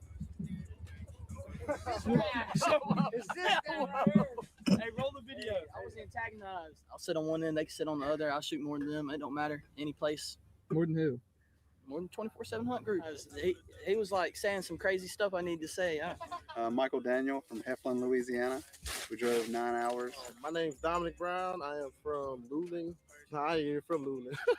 I'm from Booty, Louisiana. Louisiana, it's up, man. I love y'all. Appreciate y'all pulling up. Hey, we shot a couple shots, but ain't killed none yet. But it's still early. We still got time. Second time dove hunting. So got on public land in Charlotte, North Carolina. It was cool, but nothing like this. What's that? I think you wounded it. That's all right. There'll be more. You get that one, but we got this one. It's the first of many. We still got another day. We still got a few hours, actually. So. That's my boy down there. You just interviewed. Now I got the hat collection. I got hats. I got shirts. Look. I can always tell who the real deal killers are, and I can tell right now it ain't you. You know you see that? You see why? You gonna get a real gun one day. Is it because I got a brown and strap on the Beretta? Yeah, see? that See? must be it. Okay, Come on. We're getting a little better. I mean, What you a shoot, little man? better. Maybe you might. He's get got close. my shotgun. I got a Super Black Eagle, but I He's got- left my gun in my truck. Oh God. I like him though. They got it. Oh, they dropped something. It's going great. One box, 3 birds, but And we drove all the way from Pennsylvania, having the time of our lives right now. 13 hours, I think it was. 13. What a trailer. So it's really about 19 with the trailer. After May, I fade away. Wish I could hunt every day. I'm gonna hunt some deer today. I'm gonna hunt some ducks today. I'm gonna shoot some doves today. I'm gonna shoot some clays today. Yeah.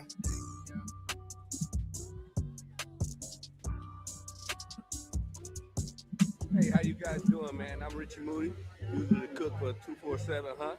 Tonight, we'll probably be having some ribeye rib roast, a little bit of pork Damn. corn. I'm smoking on the smoker grill. We'll be cooking up some chicken, fried chicken, and a little bit of fried fish, deep fried Southern home cooking. Y'all come join us now. Richie gets on that frying pan with that chicken, boy, and them hush puppies. Richie can cook anything. He slapped together everything, but everything is phenomenal. Best fried chicken that you will have in your entire life. No, my Uncle Richie, man, he's untouched as far as taste, preparation, and how fast he, throws his food out. can't beat it. You can't beat it. I think he used to work at Waffle House or something because he is just on time. Like, if you try to go wherever you go, or start your own business, they gonna shoot your ideas down. They want to keep you caged. Despite the fact that he's focused, is not going to make it taste any better. It's all in the seasoning, the way he fluffs it with his hand. Check him out. Look at him. That's why you can't go to the next level. It's just the flick of the wrist when you season your fish. Sam, I have a very biased opinion. Now, we've been doing this close to 40 years, and I've ate many of Rich's chicken, ribs, fish, and I will contest that he know what he's doing. Terrible. He don't want to dance today. He ain't even got no beer. Where your beer at? Where your beer at? He also can dance a little bit. You know what I mean? That's Uncle Richie. He gonna get it in. So it ain't a party unless he's there. Whatever it is, it don't matter. I'll pay the shipping cost. You're getting in her way. Whatever it is, it don't matter. I'll pay the shipping cost. You're getting in her way. Whatever it is, it don't matter. On the dance floor, it's not anybody, anywhere, anytime think that they can outdance me. If I have a whistle, people gonna think that I'm Ted Cruz. But if I have a whistle, you cannot outdance me, and I'm gonna get the party jumping. My go-to song is 1,000 Miles. I need you. You're getting in her way. Whatever it is, it don't matter. I'll pay the shipping cost. You're getting in her way. Whatever it is, it don't matter. That's one thing about 24/7 Hunt. We're gonna have a party. We're gonna have fun. We're gonna have a party. And we're gonna listen to music. Like it or love it, it's on you. Everybody had a good time, man, and that's where we specialize in. I need that mug. What's the deal? You see it? 1987 Toyota 400. Is that like the first Can-Am right there? First Can-Am built. Bulletproof, full drive. So last night, Aubrey was the DJ, the host, the dance team, The automatic whistleblower. the lifeguard.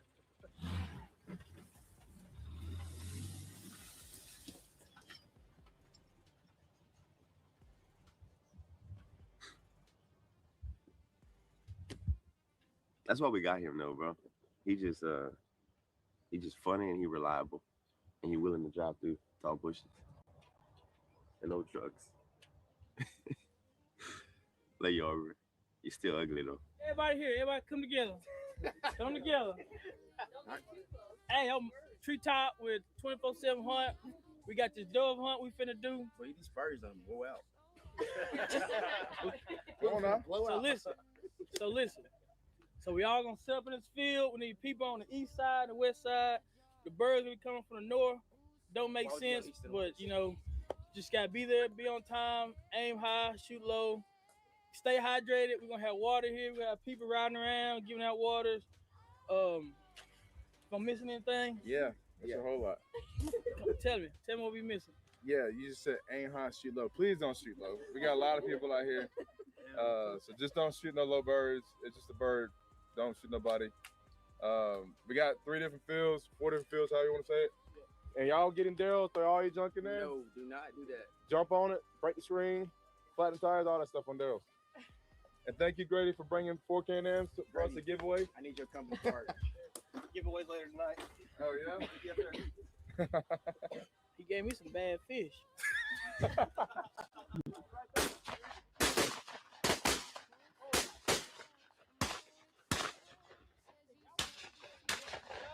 That sure wasn't no dog. Who out here doing that's missing? I heard. I went on one little lonely walk.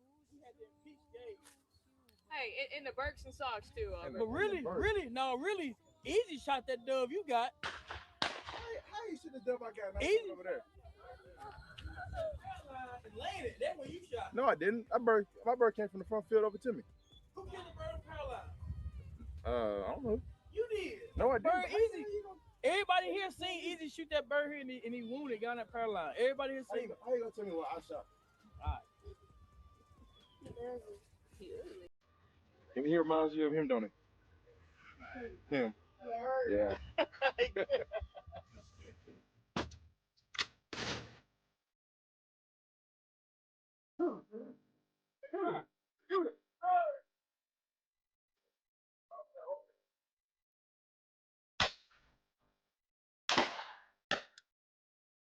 First dub of my life.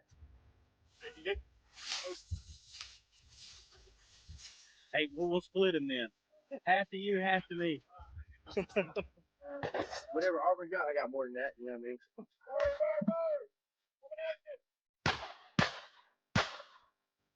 Right there. Good shot. Good shot.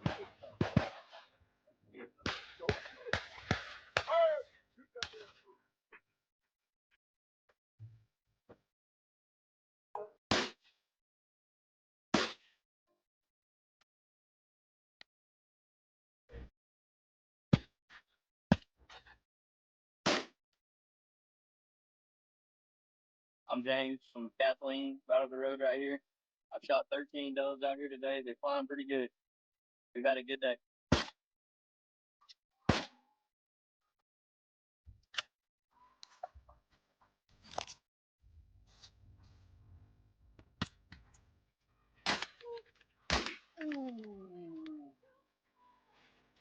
Shot.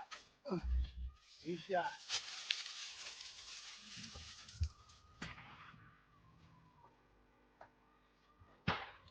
Run, but you can't hide.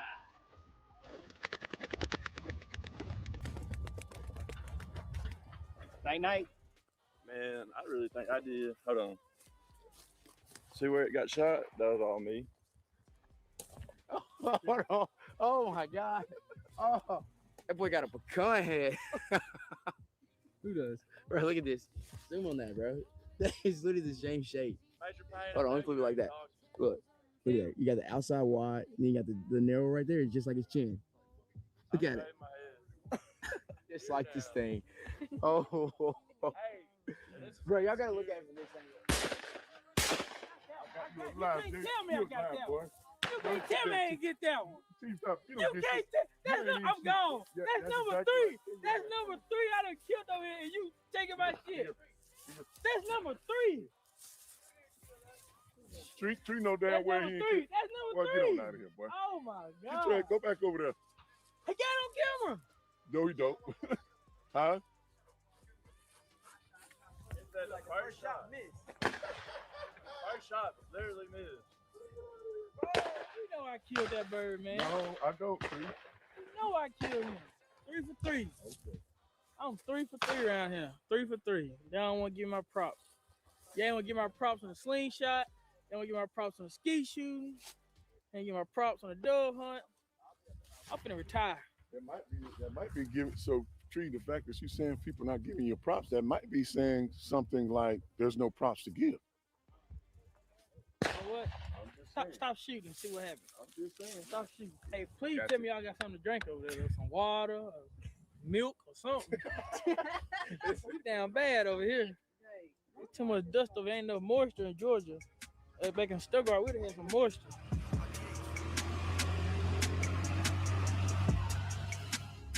Man, the season is gonna be crazy. Got a lot more planned for travel, and we just gonna try to keep having fun, and learning and getting better. So that's the whole point of everything we got going on, and we hope we can continue to do that. And looking forward to it. It's gonna be a blessing. See y'all soon. Season 6 on the way.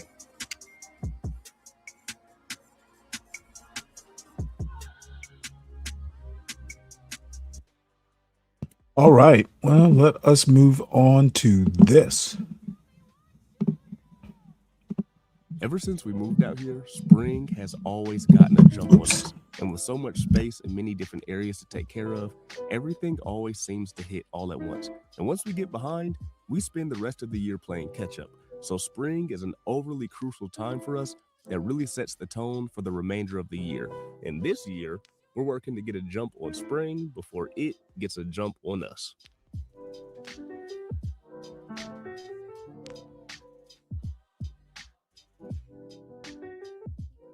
So our biggest challenge around here in spring is almost always the weeds, and they just come up everywhere, in the garden, around the house, in the hoop house, and even in the driveway.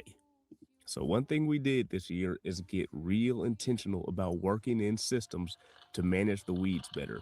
And we haven't got all of the systems together yet, but the couple that we do have in place so far have already taken a huge load off of us. So we mentioned before how we were super intentional about how we set up our beds and everything in here, but we want to explain just a little bit more of what we did. So each bed that we have is 40 inches wide. And the most important part is that it's 40 inches because these tools, specifically this here, this is the gritter, is built around a 40-inch wide bed. And the reason that that's important is that it gives perfect spacing for each type of plant that you want to plant. So for example, our onions need about 10-inch spacing. So there's a gritter that is called a 4x4. So it marks out spots that will have the onions, the rows 10 inches apart, and then the plant in each row 10 inches apart, which is why you can see they all look so straight. Now, the reason that's important is because it helps us be so efficient with this weeding, it dang near make weeding fun. So each of these little tools here are built around those spacings for the plants. So depending on what the spacing is, the onions are roughly 10-inch spacing. So we use like this 6-inch hose to give ourselves a little wiggle room, but see, it fits right in between there perfectly. So we can run up and down and back and forth through the rows so quick instead of being bent over hand weeding everything. So the way that everything is set up, we break our weeding up into one section a day. So we have 15 beds. So this is section 1, section 2, and section 3. It only takes about 15 minutes plus the pathways. And this little scuffle hole thing is what we use for the pathways, which is why we made our pathways as wide as we did, because we can run this up through them real quick and easy too. It fits in there real nice. So each day, in doing one section at a time, we don't really, if we don't want to, have to spend more than 20 or 30 minutes in the greenhouse a day. Sometimes I just want to play around some more because I get done weeding so fast. I'm kind of looking for more stuff to do.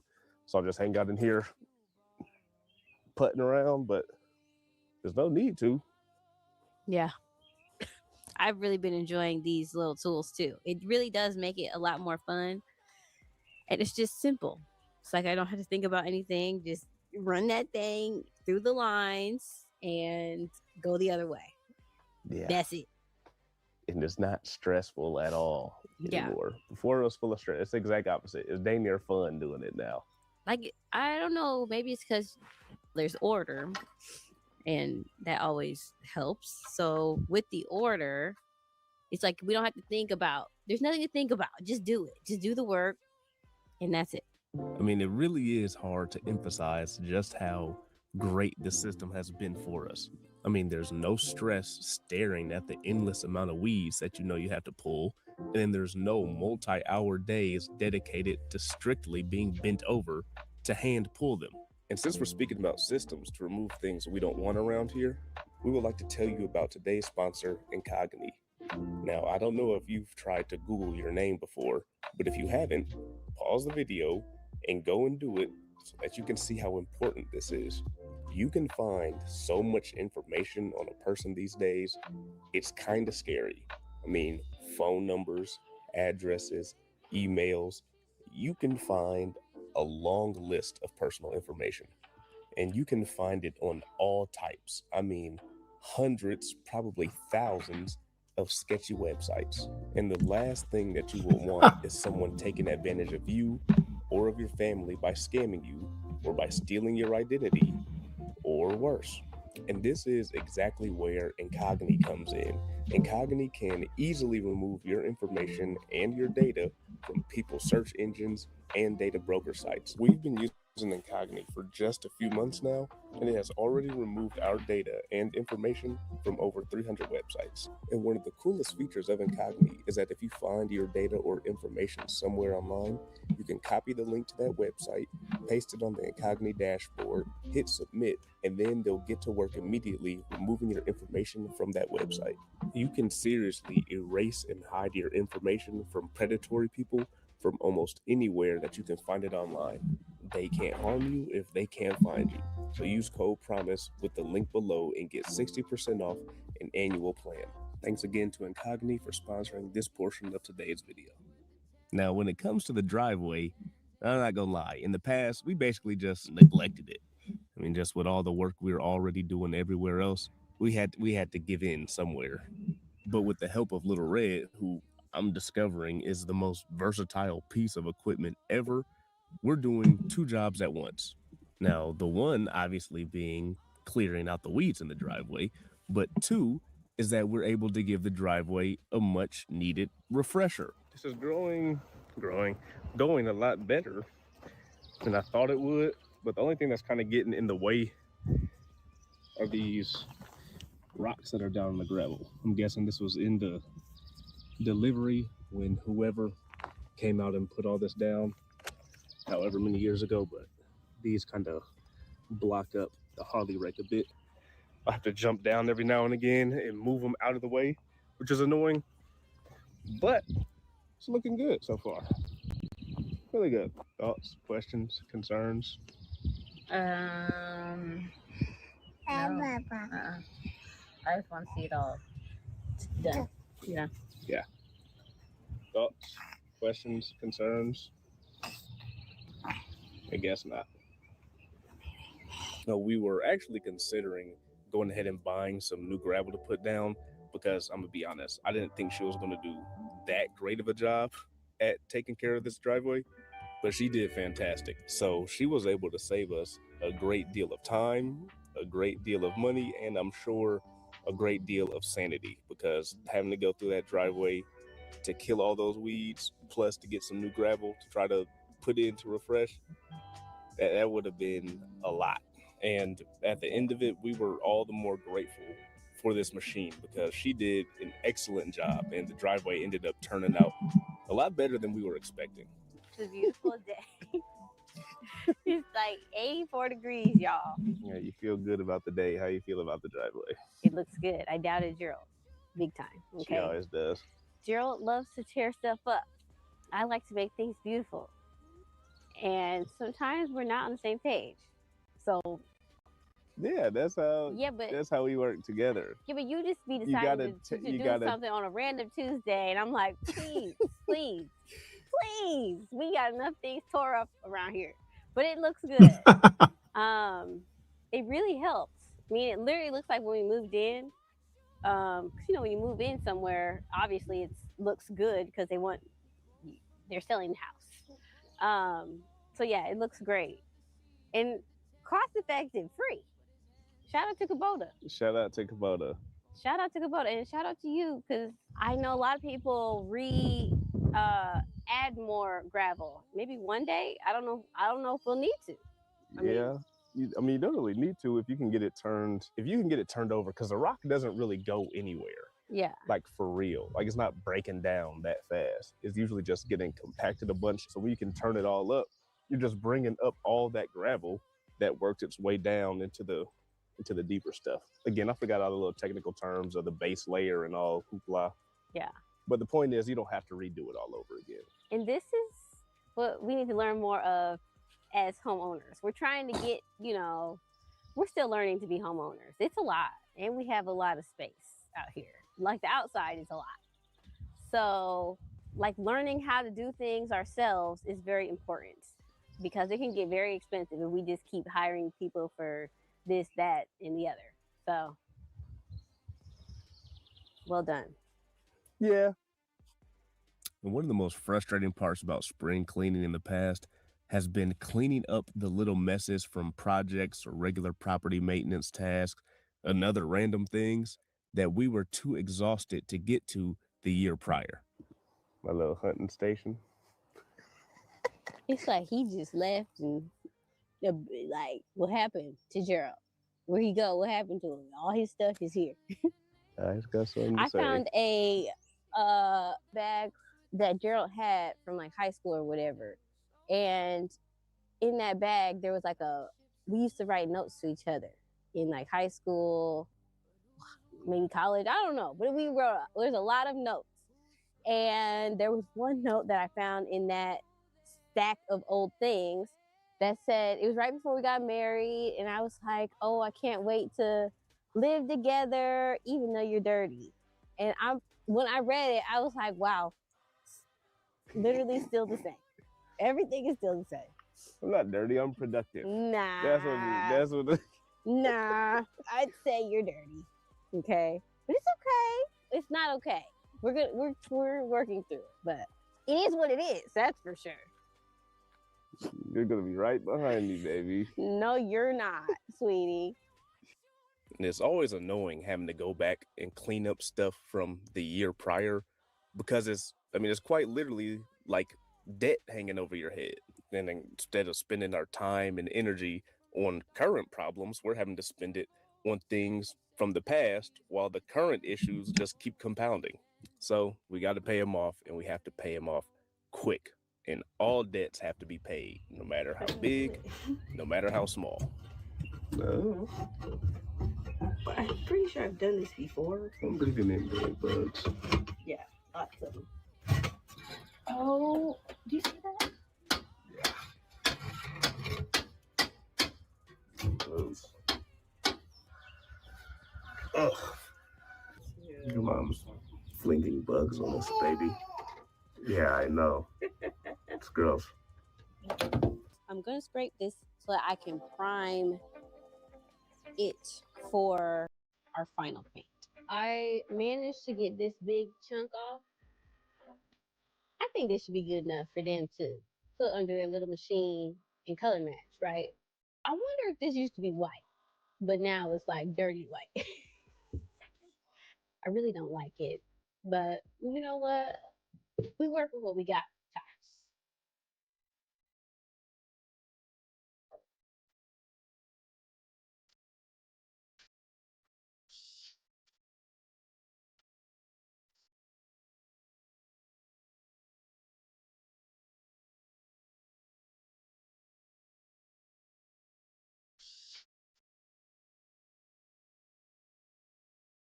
I'm done. I don't know. That was easy. Easy, and it made a difference because it was very dirty and nasty. So we're just gonna put it back. And I would paint the inside of this, but this is like the electrical part, and I'm not messing with all that. Come on.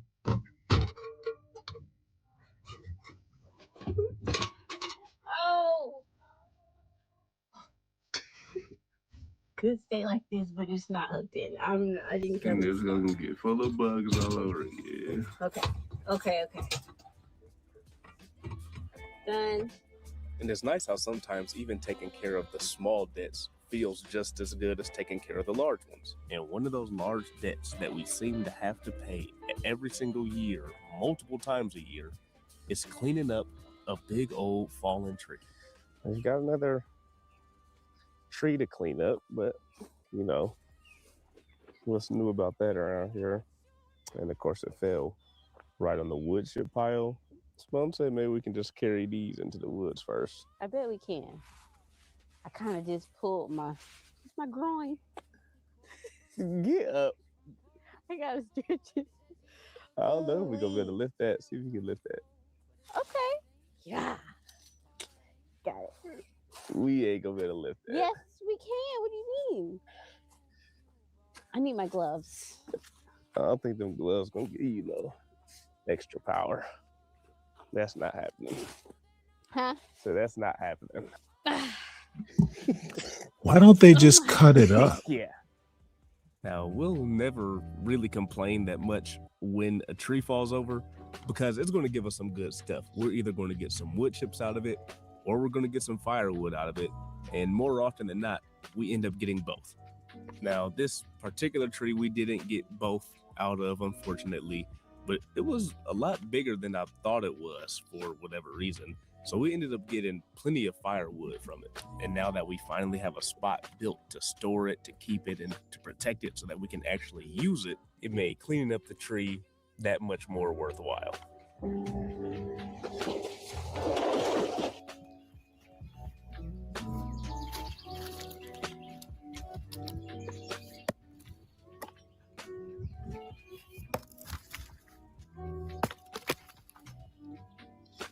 And sometimes it takes a little longer than a year or two to get to some things, like this doghouse here that Simone has been trying to get out of the woods dang near since we moved into the house. I kind of think we were just making excuses to not get it out by saying, oh, maybe we could use it for this, or maybe we could use it for that, knowing full well we wasn't going to use it for anything. Or maybe it was more of me stalling because I didn't feel like getting it out. But regardless, we got it. Today is the day, finally, after 3 years, that this is going to be gone. Oh, yes. Oh, it's going to break. Oh, it's breaking. Shoot.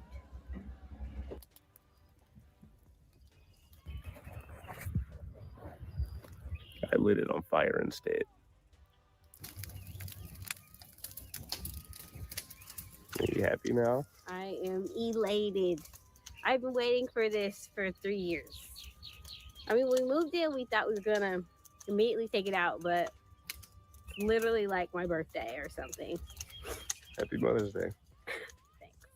Now, we're not finished doing everything because maintenance is a constant thing. But we have generated some great momentum, and we have to be diligent about not losing it and starting all over again. And that's the difference between being just a steward and being a good steward. And I believe that the deepening of knowing and understanding what it actually means to be a steward has really helped us to actually apply it this year with some gas. And we're doing that by really working to shed off what we previously understood about stewardship and internalizing and accepting what God said that stewardship is. It's not simply taking care of something. A steward is someone who has been given authority over all the affairs of his master's property. And if he misuses it, his master will strip him from that position. And since Christ is king and kings own literally every piece of everything within their kingdom, our property is not exempt. It's his. And one thing that my earthly father always told me growing up was that if somebody lends you something, always return it to them in better condition than what they gave it to you in. And that is the core principle. Man, that's a nice, to be a good steward. It's a nice place.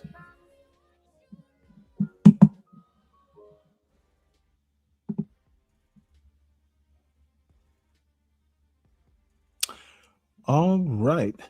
See, looks like looks like CM is still talking about Carmelo. Damn. That's a gift that keeps on giving, apparently. All right, so let's look at some fishing.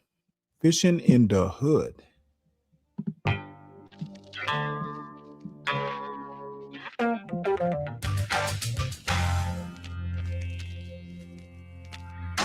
Good. How much is it a car? $3. $3. Okay. Okay. You got it. Make sure that that receipt's visible at all times as well. Yes, ma'am. All right. Now, to get to the boat ramp, or the dock down there, you're here. You want to go down almost a mile. You're going to come to a brick wall on each side of the road. You want to go through those walls and the road forks. To your left is where you want to go. That's going to take you to that boat ramp. Okay? Thank you so much. There you go. Hope I get lucky and catch something today. Well, I hope so. Thanks, man. Thank you. Yes, ma'am. What'd she say? I'm just going. Exactly. That's wasting her time down the couple of that. We just gonna look for a break. Last time we was out here making them deals, you kept getting here. We parked right on this curb over Out here. of here, y'all. So we up in the park here, Out right? of here. Look at that. That water calling us, baby. But it was really, really windy. Oh my Fishing in the God! hood. Look at Angel. There's some big old crappies out here too. Big specks. Big bass. Cost you no swimming. There's some big old gators out here. I think fishing just started, and I think it's just over. It's a moccasin. You don't see the little black moccasin right there? Hey, fishing in the hood. Welcome. We here at what is called Three Rivers? Three Rivers Park. Dam all the way over there. Y'all saw we just had two friends. Fishing trip was almost over. There's no snakes. That little old baby. The mama jumped in first. Oh, it was two. Yep. Right in their bag.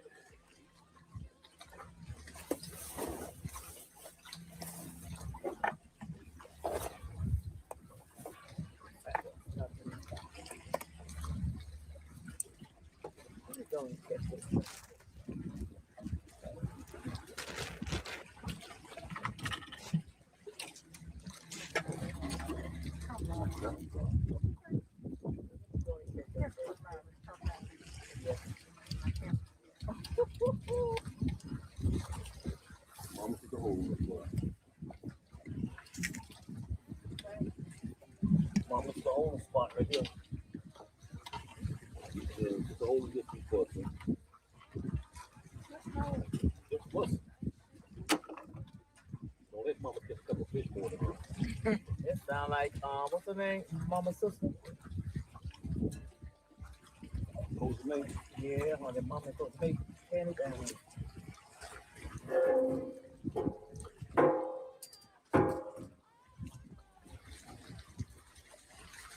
But it's a new old pretty rod here.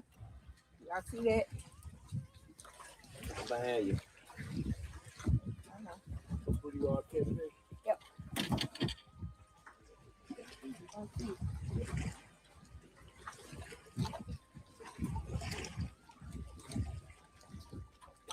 You know fish tight, man?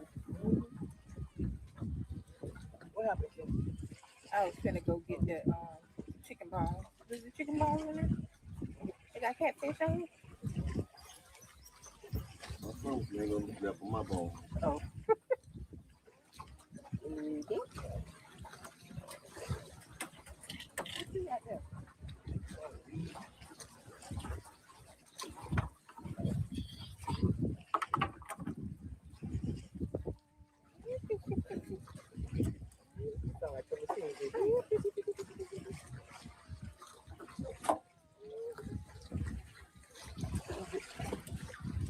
Get in the water is really got calm. Or dark. Got it. Now to pop the hook.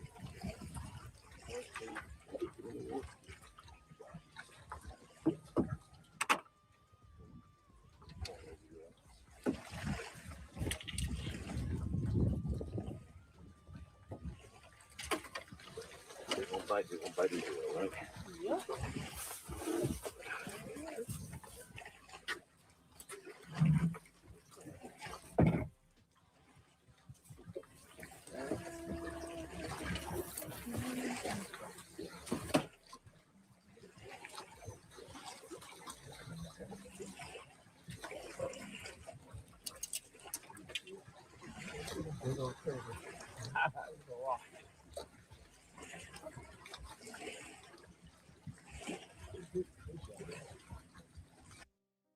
Actually, everybody, please make sure you hit the like button. If you are new to this show, please make sure you subscribe. Check us out. It might be something you enjoy being a part of. I don't know. This Saturday ain't Saturday-ing. Oh, your 5-gallon buckets. No. Well, if they're holding this guy, they must be solid. I'm surprised his butt isn't hurt from sitting on it. Let's see. Oh, for real? They say the people cost like 100 and something. It's a big old bed over there. But I don't know which part. You see them big old beds over there? Yeah. Straight ahead to the right. Yeah, that's the sandbar. Oh. Big round, that's a place for it. That's more like a oh, them the lady eggs over there in the soft sand.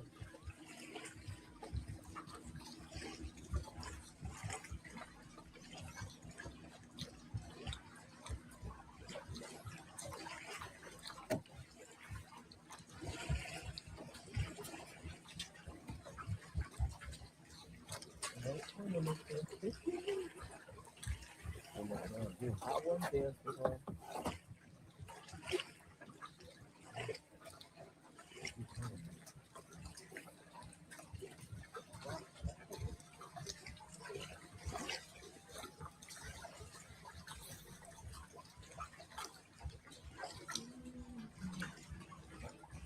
So what's on the other side? The same as this, huh? Yeah, but it's looking at what he's biting at. You tell me what he's biting at. Oh. Well, see, they're not cutting away much. How you doing?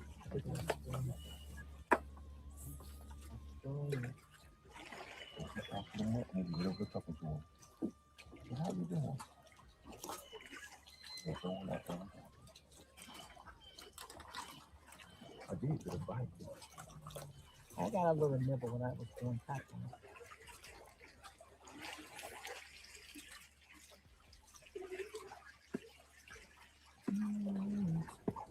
Your cock on already? Oh, that one. You want one? It's some big whole packs in there, girl. Gotta put the weight on. You gotta put the cork on, then put a piece of shop weight on with it. She got weight on her. Well, let's see if they actually catch any fish. I'm trying to tell you, you gotta put a piece of shop weight. Oh, Jesus, please. Yeah, I'm too deep. Let me come on down. Come on down.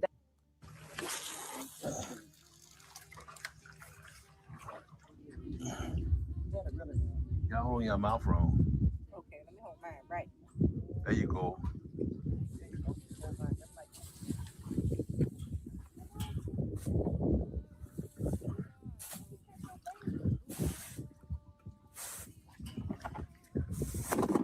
Yeah, see, know what? That's how me and Kim do. We do recon. He ain't pulling in nothing. him ain't pulling in nothing.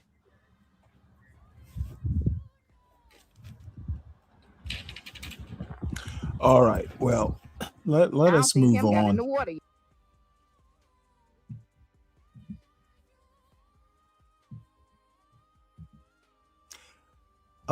Doesn't seem like they caught that much. I can't believe they actually filmed it.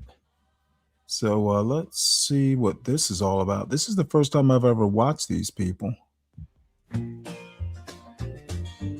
Hey everybody, my name is Sabrina. I'm Dion. And we're starting a new channel on YouTube, and it's called Bree and D Down South, Mobile Home and Country Living. Why are we starting that? Because we live in Mississippi. Down south. So how do we get here? So on this first video on our YouTube channel, we wanted to introduce ourselves and tell you how we got from Maryland to Mississippi and why the process, what everything we had to do to get ourselves situated here in Mississippi. We've been here now for about 2 years. A year and a half. A year and a half. Yeah. A year and a half. I just round out. Seems like longer, but no. We want to explain to people how it is, or show people how it is to live in the country when you move from the city. It's not an easy process. It's something that we're still learning as we go. Not to be mistaken, he's actually from here. I'm from here. I was born and raised here. But he came to Maryland and we met 34 years he's been in Maryland. We've been married for 32 years. So what we plan on doing on our channel is introducing you to ourselves, how we got down here, how we made the process work, where we're living, and also we wanted to take you on tours of mobile homes, as you see in our title, Mobile Home and Country Living. So, and why we chose mobile homes and why we think it's a good choice for you as well. So, we hope you like our channel, and we're going to continue to do things and show you things, go on tours of mobile homes. Okay, so we wanted to share with you one of the main reasons that we moved here to Mississippi from Maryland, and that was to take care of Dion's aging father and to also take care of Take care of our cattle farm. The farm been in our family for years. So yeah, the cows have been in his family since they were little kids, back when his grandfather was living here on the family land. So, and also they have a donkey. They have a donkey, and his name is Jasper. And you'll be getting to see Jasper. He's a handful. He was actually chasing one of my dogs the other day. So anyway, we just wanted to start with a video. In this video, we're also going to be showing pictures of the move, what we had to do, and different things like that. So right now, we're just going to go over different things in this video to let you know about what the process was. So in order to move here, we had to sell our home in Maryland, and that didn't take too long. no, it didn't. It didn't take long enough. That didn't take too long. We sold. I think it was on the market less than 2 months, 2 months. and it was sold. So once it's sold, then we had to decide on what are we gonna do. You know, we know we're moving, but where are we gonna live? Because his father does have a home here on the land. Yes, yes. Where Dion was raised. So once we sold the house, we had to decide on what our next plan was. So we came down to Mississippi, and we, like we said, we are on family land, Dion's family land. And we had to decide on we wanted to build a home or we wanted to get a manufactured home, but we knew we were going to do something on the land. So as far as finding a home for us to live. And we chose it used to be a house here. I was born here, so we decided we're not gonna fix it. So it's old, so we decided coming down. Baby. Actually, he wanted to keep it, put money into it, renovate it. Now we're talking about a house where I personally had never been in. It's been sitting on the hill for years. That's right. Years. Mind you, he and his family had a brick home built down the hill from where we're actually living, where that house used to be. And I was like, absolutely not. We're not renovating that house. I want to try it, but she said no. So I got to make my wife happy. So to make her happy, I said, okay, we will go ahead, tear it down. Tear it down. And but that process is not easy. Nope. But it was getting torn down. Yes. Yes, it was. So he and his father and his brother found someone to tear the house down. Now we're going to give you cost and everything in this video so that you'll see what it's like to move from city to the country and the setup and everything like that, just in case you ever decide that that's something that you want to do, live in the rural, live in the country. So the demolish of the house was how much, Johnson? Yeah, I would say about between 3,000 to 5,000. And it was, what size was that house? It was a small house. It was like a 3-bedroom and 1 bathroom and a living room and a kitchen. But it's a small house. And I'll be putting pictures up through this video so that you'll be able to see the different things that we're talking about. Now, I personally was, like I said, was not going to stay in the house. So we had to demolish the home. Once the home was demolished, then we had to decide, what are we going to live in? What are we going to put on the hill? Are we going to build a stick build or are we going to do a manufactured? And after doing research, we came to the conclusion that we wanted to do a manufactured home. So then we had to go on the hunt and find a manufactured home. And a lot of tours that you will see us do of manufactured homes will be done at Magnolia Estates in Vicksburg, Mississippi on 61 South, right? 61 South. We'll be doing a lot of tours of mobile homes and putting them on this page so that you can see what is out there. Mobile homes are not like they used to be. No, it's not. I was shocked. I cannot believe how the mobile home it came a long ways. I used to the thought mobile homes. We first started talking about mobile homes. I don't know it about took that. some convincing. So we decided, look at it, and I was shocked. So the first thing we had to do once we went to Magnolia is they asked us, where are you putting the home? And how much space do you have? Now, shockingly to us, putting a mobile home on your land, you have to have a certain amount of land. You can't just say, I want to put a mobile home right here. Mississippi guidelines is that you have to have what? 2 acres. 2 acres of land, yeah. So we had 2 acres of land. And then where we were putting it, we had to measure because mobile homes come 3 to 4 bedrooms, some 5 bedrooms, and double wide. They're not all single anymore. Damn. They're double wide. They can go up to, we looked at one the other day, it was 80 inches, 80 inches, 80 feet. I'm sorry, 80 feet. I'm sorry, yeah. 80 inches. We can't even live in that, but 80 feet. And that was nice. So we had to measure out how much we could get of a home and put it on this land that we're at. So once they told us, after coming out measuring, because they come out and they measure your land, the area where you want to put the house, actually not your land, but the area you want to put the house, they let you know how wide and how long you can get of a home. So we found out that we could get I want to say 32 to 60, maybe 60, I believe. 32 by 60. Yes. So once we found that out, we went back to the dealership and we looked at the options. We looked at our options. Now I'm gonna be for real. The prices are awesome. The way that they make them now, they're so energy efficient. They're not like the old mobile homes. They have really evolved, as you'll see in some of the tours that we'll take you on. The biggest thing that for Dion and I is that I'm from Maryland and I have a large family, and we have a lot of children and grandchildren. And so we knew we needed at least 4 bedrooms for guests, that'll be coming, family that'll be coming to stay with us. So we knew we had to look at 4 bedrooms. Yes, we did. We looking for the home. We ain't just start just one location. We went to all different locations. I think we start in Pearl. There's Magnolia there, and I think it was Clayton Home was there. So it was a different dealership. It was there. So we were all different ones and the different models.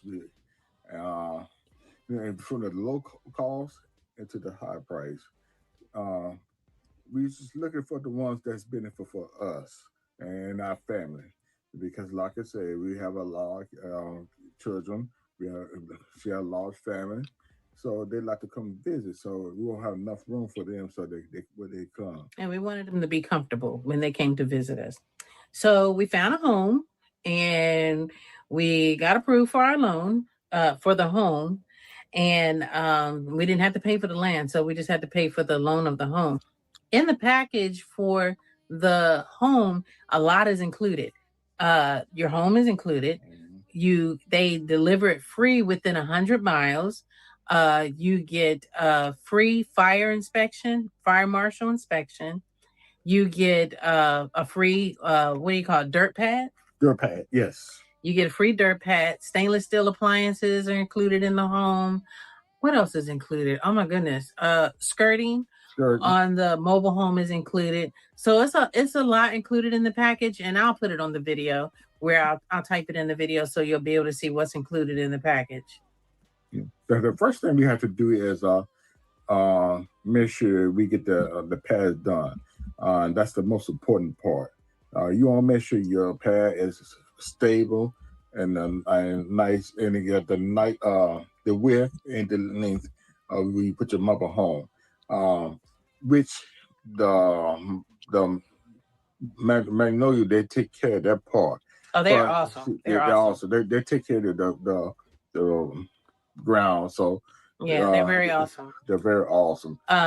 It was another thing that we had to do. Once we got the padding done, we chopped down trees. Oh yes, We chopped down trees around.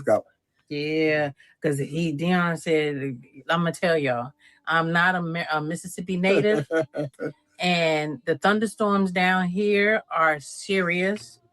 Hurricane season, serious. We'll get into that and other videos that we're gonna upload. But yeah, so we had to chop down trees. Maybe about 5 or 6 trees. About 5 6 trees, yeah. Yeah, because we didn't want them to land on our house. That's right. Was not happening. So once he got that actually taken care of before I even came. I did. To back up just a little bit, Dion came down in December of 2024. November. I'm sorry, I came down in December. He came down in November of 2024 because he started a job in November. I was procrastinating because I was trying to stay in Maryland as long as I could. And I was procrastinating. I was like, I don't want to stop working because I'm self-employed, and I didn't want to stop working. So I was like, after we sold our home, I had to work outside the home in a independent office where I work. I do hair. And then once I did that, he was like, when are you coming? When are you coming? And I was like, I don't know. I don't know. I stayed with my dad, and I was comfortable staying with my dad. And so finally Dion was like, you need to come. So that's right. In December 22nd is when I touched ground in Mississippi. That's right. Now, mind you, we had ordered our home, and it took 6 months for our home to be built and put together at the factory. Right. So I had to stay with 3 men in a home, which wasn't bad. It was my father-in-law, my brother-in-law, and Dion. And it wasn't bad, but I was the only woman, and I have 2 dogs. And in Mississippi, I've learned that people don't have dogs in the house. Dogs are outside. And if you know Maryland, dogs are in the house. Dogs are like family. We keep them in the house with us. We give them beds. We spoil them. So that's something that I had to learn coming to Mississippi. And my father-in-law was very gracious. I love him to pieces. He allowed me to have my dogs in his house. And I was very happy about that. But I knew he was tolerating them. Okay, I want to back up just a little bit. Before we came here, we had to come visit to find a mobile home first. I think we came in like in October, I believe, and we flew down here. We stayed out with my dad, of course.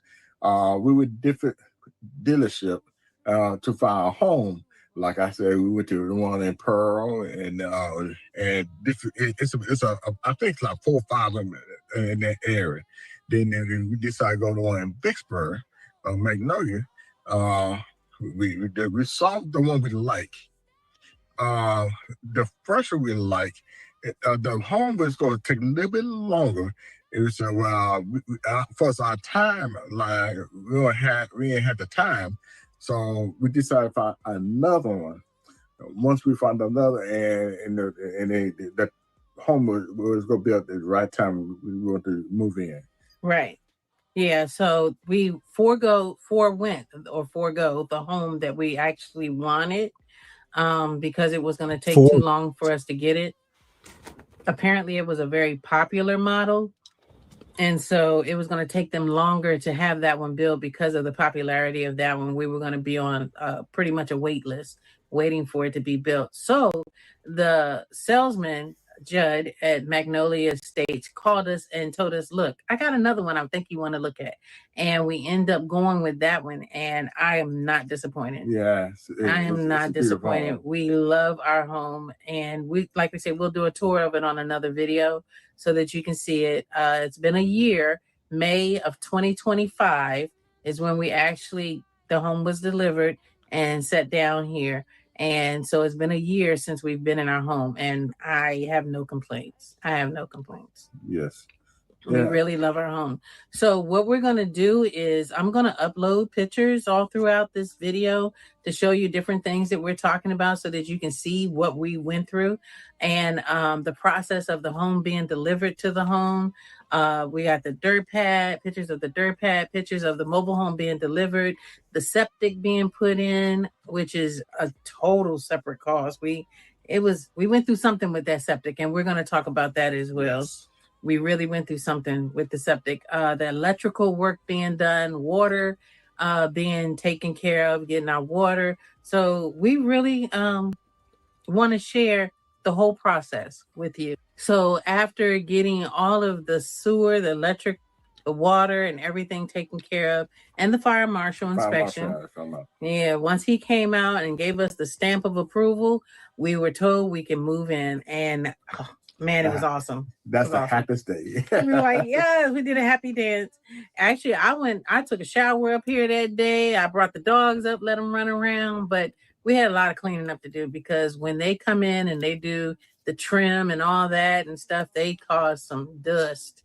It was dusty, dirty shoes because it was really a rainy season for us outside. They tear up. Wait till you see the pictures of them. They tore the land up. It was a muddy mess up here on the hill. That's right. So we've done some things, and I can't wait to share the videos with you guys that we upload and the information that we have. I think the information that we are going to share will help someone. I pray that it helps someone make a decision about if they decide to move in a manufactured home, how it is transitioning from the city to the country, all of that good stuff. So that's what we plan on sharing on Bree and D Down South, mobile home and country living. And we hope that you'll check out more of our videos as we upload them. Got anything to say, Johnson, before we sign off on this one? Nah, I think you said everything. I'm the one that does all the talking. Yeah. you can tell you're from Maryland. Anyway. I'm sorry. Don't be picking on us Marylanders.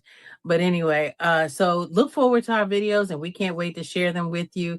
And we hope that you'll share them with other people. So do us a favor, subscribe, share this video, and like it. Please like it so it can get passed around to other people as we get going on this channel. We are so excited. I'll see you later. All right. Well, I see this this Saturday is not very popular with people. If you do happen to hear this on replay, please make sure you hit the like button.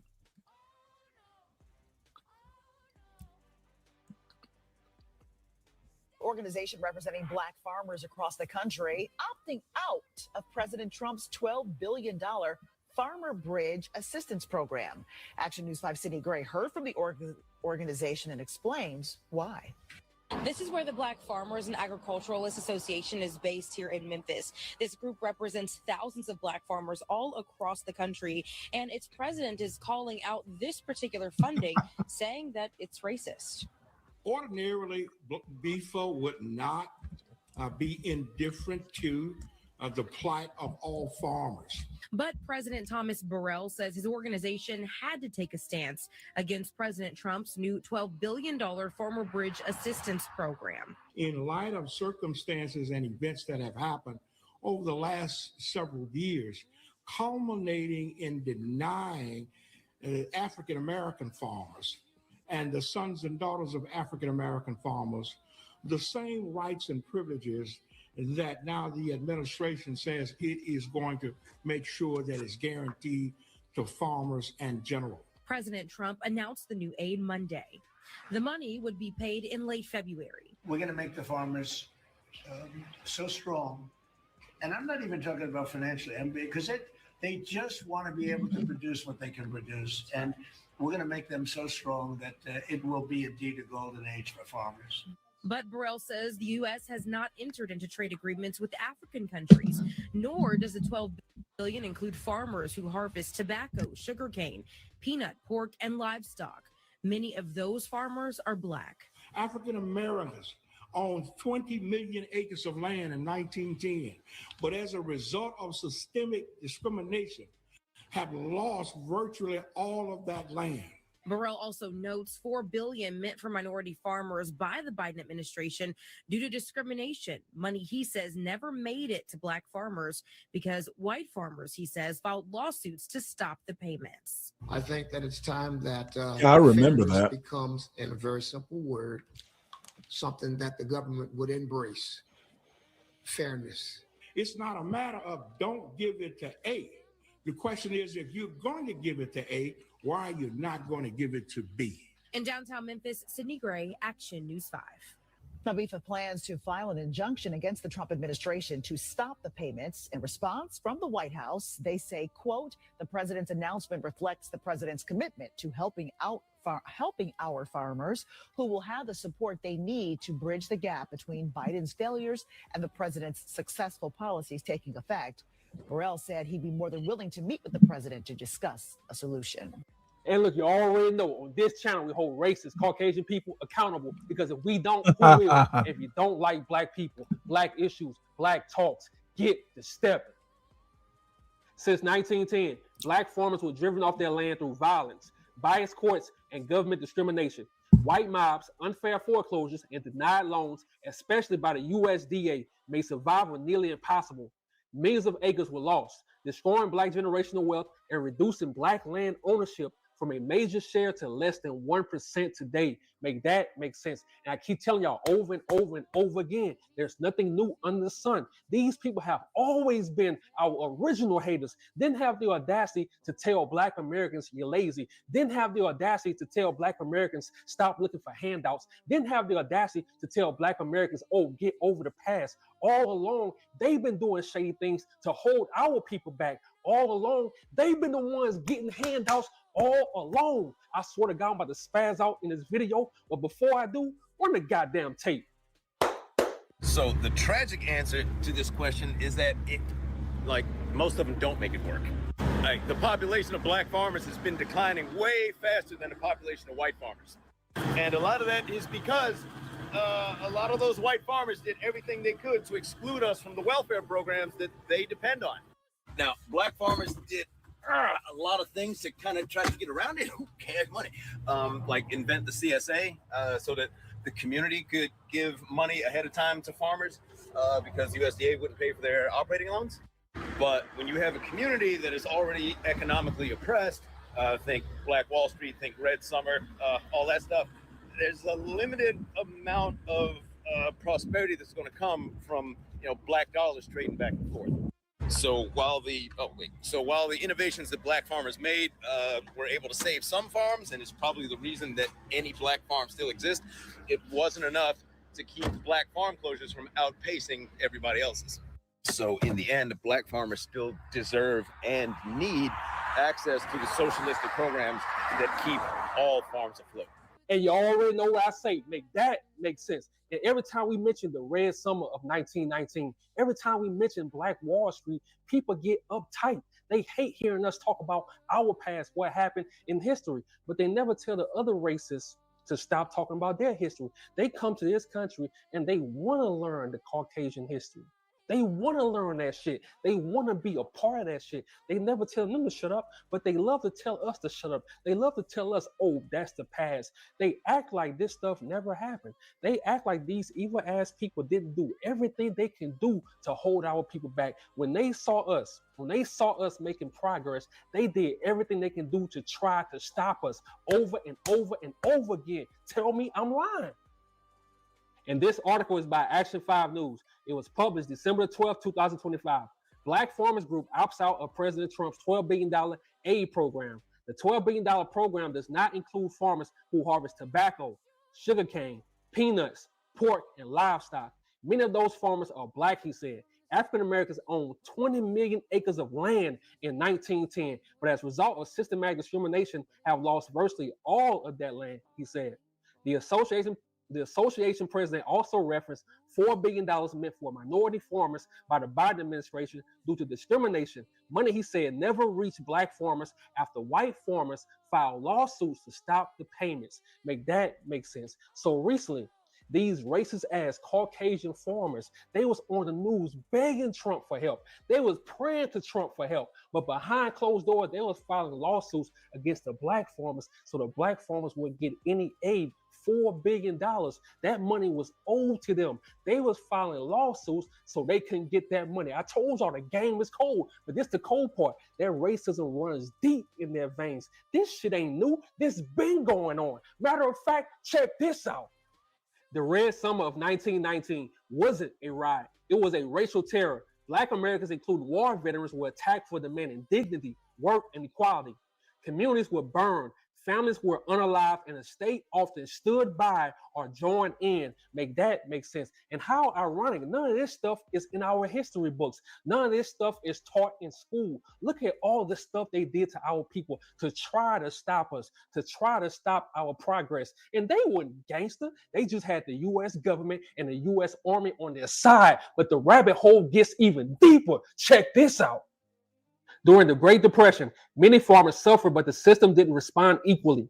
White farmers were far more likely to receive government loans and protections, while black farmers were excluded, pushed off their land, and erased. Both struggled, only one was helped back up. Make that make sense. And that's why they called it the Roaring 20s. Of course, you're going to roar and thrive in the 1920s after you stole our land, 20 million acres of land that black Americans owned, and they stole that. They took that, you know, and our people fought back. Don't think our people never fought back. We fought back. But how you going to fight back against the U.S. Army? How you going to fight back against the U.S. government and these people at the same goddamn time? See, they don't talk about that. They don't talk about the part where we fought back. But we did.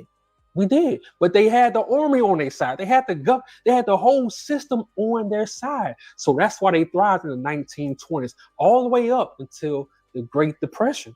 So when I tell y'all, we don't ask for handouts. We don't get handouts. We have to earn everything. It's no such thing as a DI for a black person. We have to own everything in this country. It been that way. They the ones that's been getting handouts since 1910. They've been getting government assistance, but they really mad at us because they had a 400-year head start and we still running circles around them. No matter what they did to us, slavery, the crack era, we still running circles around them, and they mad at that. They can never stop that. That's why they telling you, oh, your college degree means nothing. That's why they telling you, oh, nursing is no longer a profession, because they have to do whatever they can do since the beginning of the time history. They have to do whatever they can do to keep black people down, to keep holding us back so they can keep up, so they can catch up. They have to keep knocking us back so they can catch up, because we always run in circles around them. No matter what they do to our people, we always find a way out, and they hate that shit. So shout out to the black farmers, man, for standing on business and not taking that money. If we all can't get it, we don't want it. I keep telling y'all, the game is cold, son. I'm out. All right, Eric, thank you. The organization representing black farmers across the country. I'm not exactly sure what that was all about, to be honest. Let's see, what do we have here? Let's have a look at this. What is going on, beautiful people?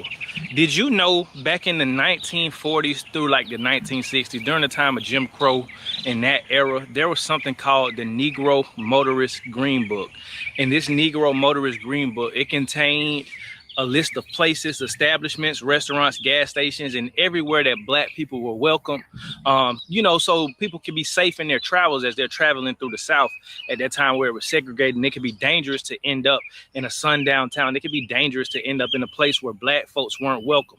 So today I'm doing a video on the top 11 cities in the United States of America for black Americans to buy land to farm, because as we know, even in 2025, there are still sundown towns that exist. There are still places where black people aren't necessarily welcome, although it's not necessarily explicitly said, but still there are people, there are people who still have racism and stuff like that. So it's important to buy land in areas that are welcoming to black people. So I'm going to get into that list today and stick around to the end. All right.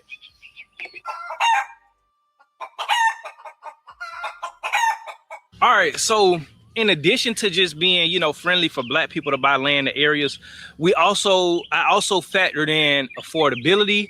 I factored in the fact of, you know, the type of land you're gonna get and all of that type of stuff, and also like the Black populations around that land and everything, or around the cities and everything like that I'm gonna name. So it takes in account, this list takes in account all of those factors that I just named, and then at the end I'm gonna just give you the regions where I suggest you look into, because there are other cities.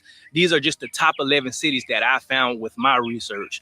But before we get into it, man, if you like this type of content, please hit that like button. Also subscribe to the channel if you like what we're doing over here at Set Apart Gardens. You know, we're teaching self-sufficiency, man, and we're talking about everything getting back to the land and being self-sufficient. You know what I'm saying? So please hit that like button and that subscribe button. All right, so number 11, Allendale County, South Carolina, is where I would suggest buying land, due to the simple fact of course, you got climate, you know, it's good climate and everything like that. South Carolina, you know, there's a huge Black population in South Carolina, but specifically in Allendale County, there's a huge Black population of Black farmers and everything like that. So you also get the chance to network, and you know what I'm saying, just have other people around you that look like you, that are doing the same thing that you're doing, farming, homestead, and all that type of stuff. Allendale County, South Carolina is located, it's just south of Augusta, Georgia, but it's kind of like in the central region, but to the west of South Carolina. So it's between Hilton Head and Aiken, South Carolina. So it's kind of in between that, but it's not too far from Augusta, Georgia. Also, some things that you want to look for when buying land is the proximity to other, you know, bigger cities, to the point to where if you need to go, like say you don't have certain stores or certain resources in the town that you're living in, if you're, you know, 45 minutes to an hour away from a bigger city that has all the amenities that you need, that's what you want to look for. You don't want to be so far out there that it's going to take you, you know, an hour and a half, 2 hours to get to somewhere, you know what I'm saying, where you can have, you know, be able to get resources that you need, you know, be able to go to big box stores. You want to kind of be in a nice distance, not too far, but not too close. All right, so number 10 brings us to Muskogee, Oklahoma. Muskogee, Oklahoma, though not in the, you know, traditional South or Southeast, you know what I'm saying, it still is home to historic Black towns and different things like that. So there's a large Black population. But one of the good things about, you know, this area of Oklahoma is the land is cheap in rural areas. You see what I'm saying? And you're not too far from Tulsa. It's south of Tulsa. You see what I'm saying? But you also have large Black populations in the area of Muskogee. Like I said, historic Black towns were in that area and everything like that. And a lot of Black people still dwell in that area, you know, and farm and homestead in that area. So it's definitely a good place.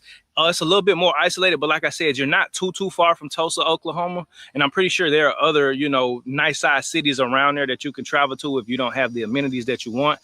But cheaper land, Black population, you know, friendly for Black people, historically had Black towns and Black businesses and establishments. You know what I'm saying? It's kind of a win-win. So if you're from that area, if you've been looking in the Oklahoma area, I definitely recommend looking in Muskogee, Oklahoma, you know, for some land if you want to buy the homestead and farm. All right, so number 9 takes us to Ocala, Florida. Fun fact, I'm originally from Jacksonville, Florida, so Ocala is not really too far from me. I want to say, well, from Jacksonville, I want to say it's like 2 hours or something like that. But Ocala, Florida, it has a strong equestrian type community, type of culture. For those of you who don't know what equestrian is, it's basically horses. I'm saying they're big into horses. North Florida in general is big into horses. Even where I'm from in Jacksonville, you know, if you go pretty much like to Middleburg and, you know, those places like going towards, you know what I'm saying, the west side of Jacksonville, Florida, Normandy, all that, they have, you know, big horse centers and stuff like that. So the equestrian community is pretty big in North Florida. But Ocala, the weather is great. You see what I'm saying? You got that Florida weather. It's not South Florida weather, but it's still Florida weather because, you know what I'm saying, it doesn't get as cold as, you know, other places. So there are things that you can grow year round living in Ocala. Affordable land. You know, North Florida, the land is more affordable than South Florida. In Ocala, the land is affordable as well. And, you know, again, the Black presence, you see what I'm saying? You're going to be around, you know, a good amount of Black people. It is friendly for Black people. I know a lot of Black people from Ocala, good people. And Jacksonville is not too far from you. Gainesville is not too far from you. Orlando ain't too far from you. I mean, pretty much all the major hotspots in Florida ain't too far from you. You got Tampa, you got all that type of stuff where you could be a hop and a skip away, you know what I'm saying, from those type of places if you want to go. But Ocala itself, it has a lot of amenities though.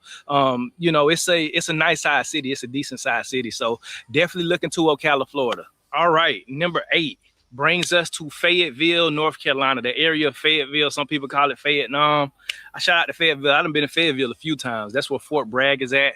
I'm not sure if it's still named Fort Bragg, but yeah, that's where Fort Bragg is at. It's a huge military base, huge military installation, but there's affordability, you know, as far as land wise, it's affordable to buy land in Fayetteville, North Carolina, combined with the large black population. You're not going to be out there by yourself. You see what I'm saying? It is friendly for black people. Also, you have access to resources, you know, through the USDA and different things like that, the offices of the USDA. But also, this is the thing, like, these populations have a large percentage of black farmers. And when you are around a large percentage of black farmers, you're able to network. You see what I'm saying? You're able to network with these other black farmers and you guys can benefit each other so much. You see what I'm saying? They might raise cattle. You might want to just do horses and whatever the case may be. And you guys get together and you bring your expertise. There's opportunities for barter and trade. There's opportunities to learn from, you know what I'm saying, other black farmers. Okay, if they've been farming here for so long, you know, what are some things that they can teach you about the area, about growing certain crops? So, you know, the opportunities are endless when you can network with people that surround you, that look like you, and that, you know, have your best interests at heart. So Fayetteville, North Carolina is an area to look into. Number 8, Cookeville, Tennessee. It's central Tennessee. It's between Nashville and Knoxville. It's actually a recommended place for homesteaders due to the taxes, you know what I'm saying, the affordability of the land, you know, and it's just favorable to homesteading. And, you know, there's a nice sized black population as well. Now, of course, you're going to be a little ways from Nashville and Knoxville, but I'm pretty sure, you know, you can find the amenities that you're looking for in that region of Tennessee. But it's a place to look into because when it comes to homesteading, like specifically homesteading and farming as well, but you kind of want to look at the laws surrounding the areas where you plan on buying land to homestead and to farm. You want to make sure they're favorable. You want to make sure the taxes, you see what I'm saying? Like, you can file for the Homestead Act and different things like that. And you will have lower taxes on your land, property taxes and things like that. You always want to look for that type of stuff when you're buying land because it will benefit you in the long run. Because if the laws are too harsh on homesteaders and farmers, then it's going to be defeating the purpose of you homesteading if you got to pay a lot of taxes, or, you know, you're limited on what you can do on your own land. So the laws are pretty favorable in that area. So look into Cookeville, Tennessee. All right, number 6 brings us to Tyler, Texas, or really East Texas in general.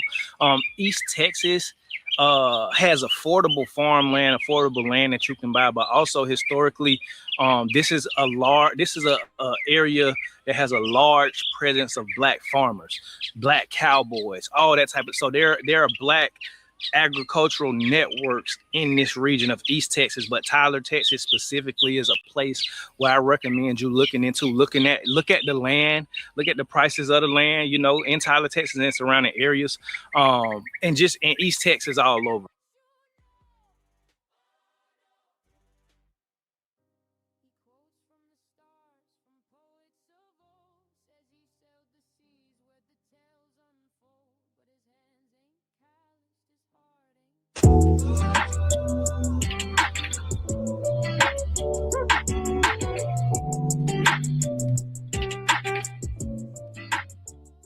Hello everyone, welcome back to the channel. It's your girl Katrina, and in today's vlog, I am going camping for the very first time with my sisters and my cousins.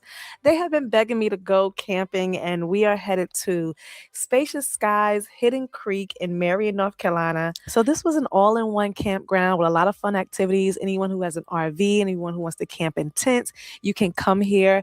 You can even do it all season long. So my sister and them love glamping, so you're about to get a first look at what it's like to go glamping with my sisters. Now, even though I love nature, I don't like sleeping outside. So sit back, relax, enjoy, and let's see how my very first camp trip went as we're about to pull up to our campsite. Well, this is happening. This is happening. First time ever. I am going camping. And I don't want to be here. Somebody come and save me. Cut it out. All right, I guess I gotta help unload and make the best of this weekend because I'm stuck. I just got here and I'm jealous already. People up there got RVs and we gonna be in a freaking tent on the ground. They gonna be inside nice and warm. And we gonna be outside on the ground freezing.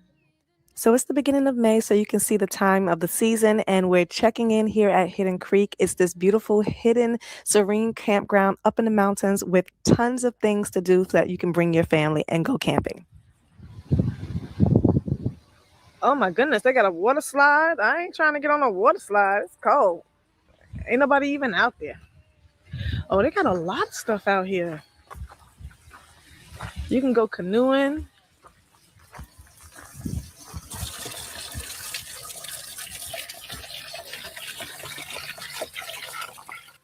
So we checked in on an early Friday afternoon when it was nice and serene and quiet, but we got the whole entire weekend. So let's go ahead and get this camping party started. Can you bring some of these parts over? Oh my God, these bugs are driving crazy. What I need to do? You gotta spread this out. This goes under our tent.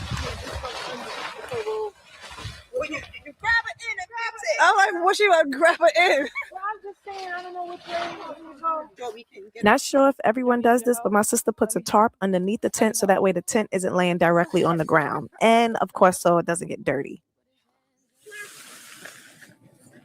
We'll have to fold it under once we get the tent and see how big the tent is. So home is coming back. You gotta live in this thing. For 2 nights.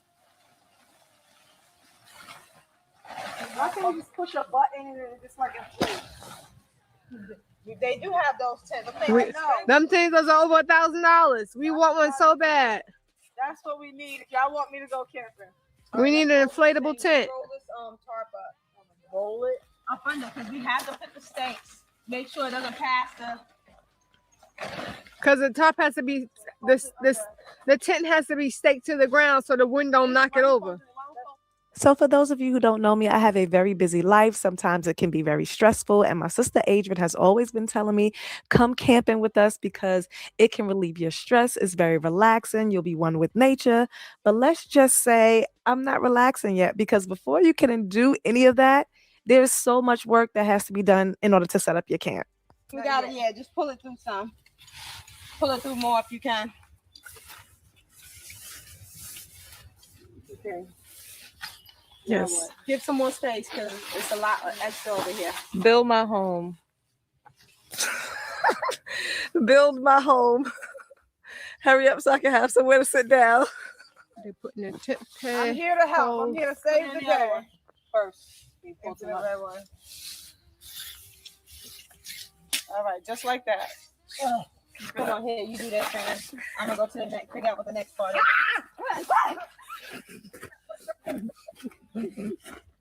They got that on camera. I don't know if I was aiming at that. I think I was aiming, but I'm sure I know they heard it. All right, what do all right. The tent has to be set up first before we put those in. Okay, and hold on for a second, y'all. There's a bee right there. Stop! Oh, this tree tip. It's sort of. I'm about to get bit up. There's so many bugs out here. You saw that, huh? What was you trying to hide? It was a bee by me. Well, you know what they say. Bees don't just go around anybody. Y'all okay? Yeah. No. Yes. Oh, look, y'all recording stuff. I have a YouTube channel, that's why. April, you gotta start pulling. These two are new to camping. Me and her, we've been camping many times. Huh? Pull this one more. Oh, April, like yeah. Yeah, gotta go. They're newbies. Need more legs, more life. Gotta lift. We gotta have to lift. Lift it up with the pole. Yep. Yeah. You have to start pushing and I want go to your sides and start connecting them. The black pieces and stuff is gonna form. Black pieces. You got to get through the metal hooks first, Adrian. Yeah, I know. And there's a metal piece at the bottom. Do you want me to stop it? Oh no, we can. You gotta get the piece. Can we? She's recording the tent in here. Yeah. Yeah, I'm not recording mine. This is somebody. So then, See this right here? See this pin? Put this pin in here.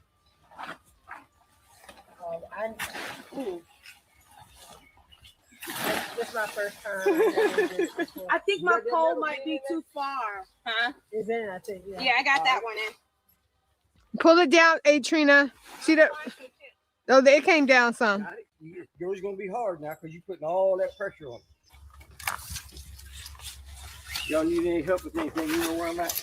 All right, thank you.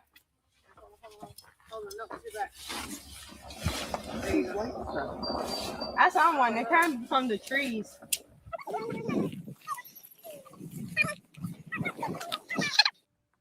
He came over here laughing. He saw me. He caught me when I was going. Yeah, he saw me.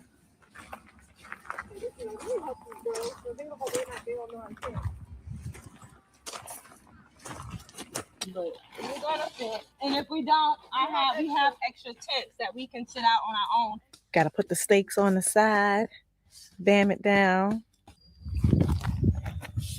This one isn't good enough. Yeah, it's all the way. Collapse on us in the middle of the It's not. April wishing the worst. No, I'm not wishing. I'm hoping it doesn't collapse on us. Bam that thing, April. Get that in the ground. There you go. Use the muscles. That's good. That's good, bro. Don't, cause it's gonna be hard to get up. We could never leave. All of the hooks go to the pole. Yeah. It's not too far. Oh, what did you do? Did you hit your hand? That's good. And here's our tent that we're gonna stay in.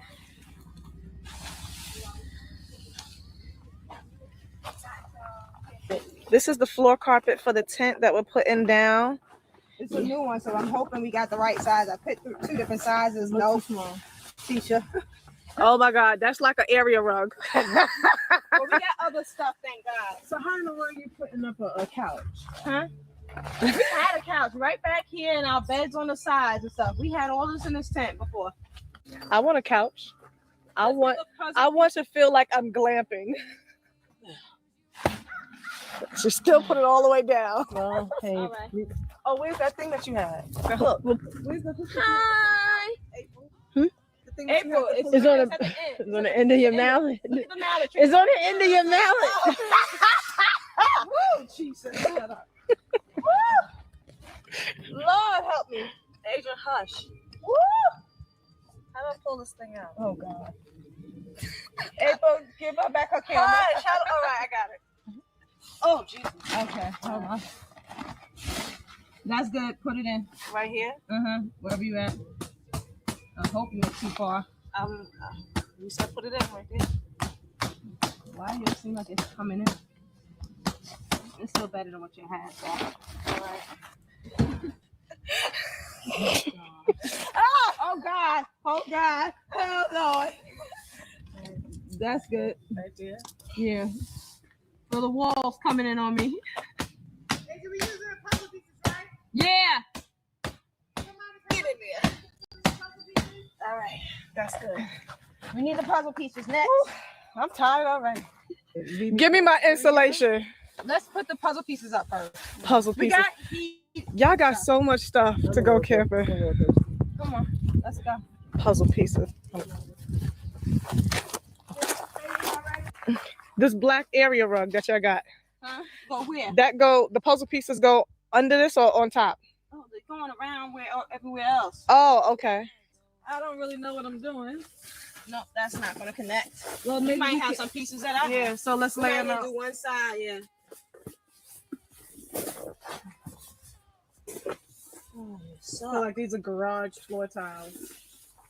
More than just for the garage. No, if it match. Trying to see. Oh, I got it. No, funny enough, we will finish this later. Y'all hit the link. It should be pinned. I'm probably not going to go much longer because this is what happens when you do a 17-hour show. This is so much fun. The setting up has to take place before you can have fun. Set down, break. Oh my God. All right, I got that. Okay, here we go. I'm tired. I just want something. You might have to take the ends off. I can't believe y'all got me out here in this woods. Oh, this opens too. Yeah, we got windows. We got windows. Look at this. We got windows. Who's the bear?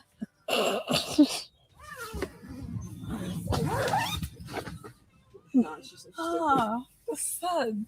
You let the sun shine. You brought. This is gonna be so beautiful. How do we get this in here? I'm over this already. Trina. Oh my God. Because this is taking so long. Because you're still playing around. I don't know. I came in here and put 3 pieces together so fast. It's still something together. That's still 2 pieces because that might be mixed. Look at that. Look at that, April. That's what we should have. That's what you go camping in. Not this little piece of tent. They're inside where they have power, electricity, warmth, their own toilet. Yeah, I think I'm tired of her complaining. So, folks, I think I'm going to wrap this up. I'm sure somebody's live. I think CM's live. So go over there and maybe I'll be over there later. Have a good Saturday. Not sure if I'm going to do a show tomorrow. I don't know. My got family coming in. So we shall see.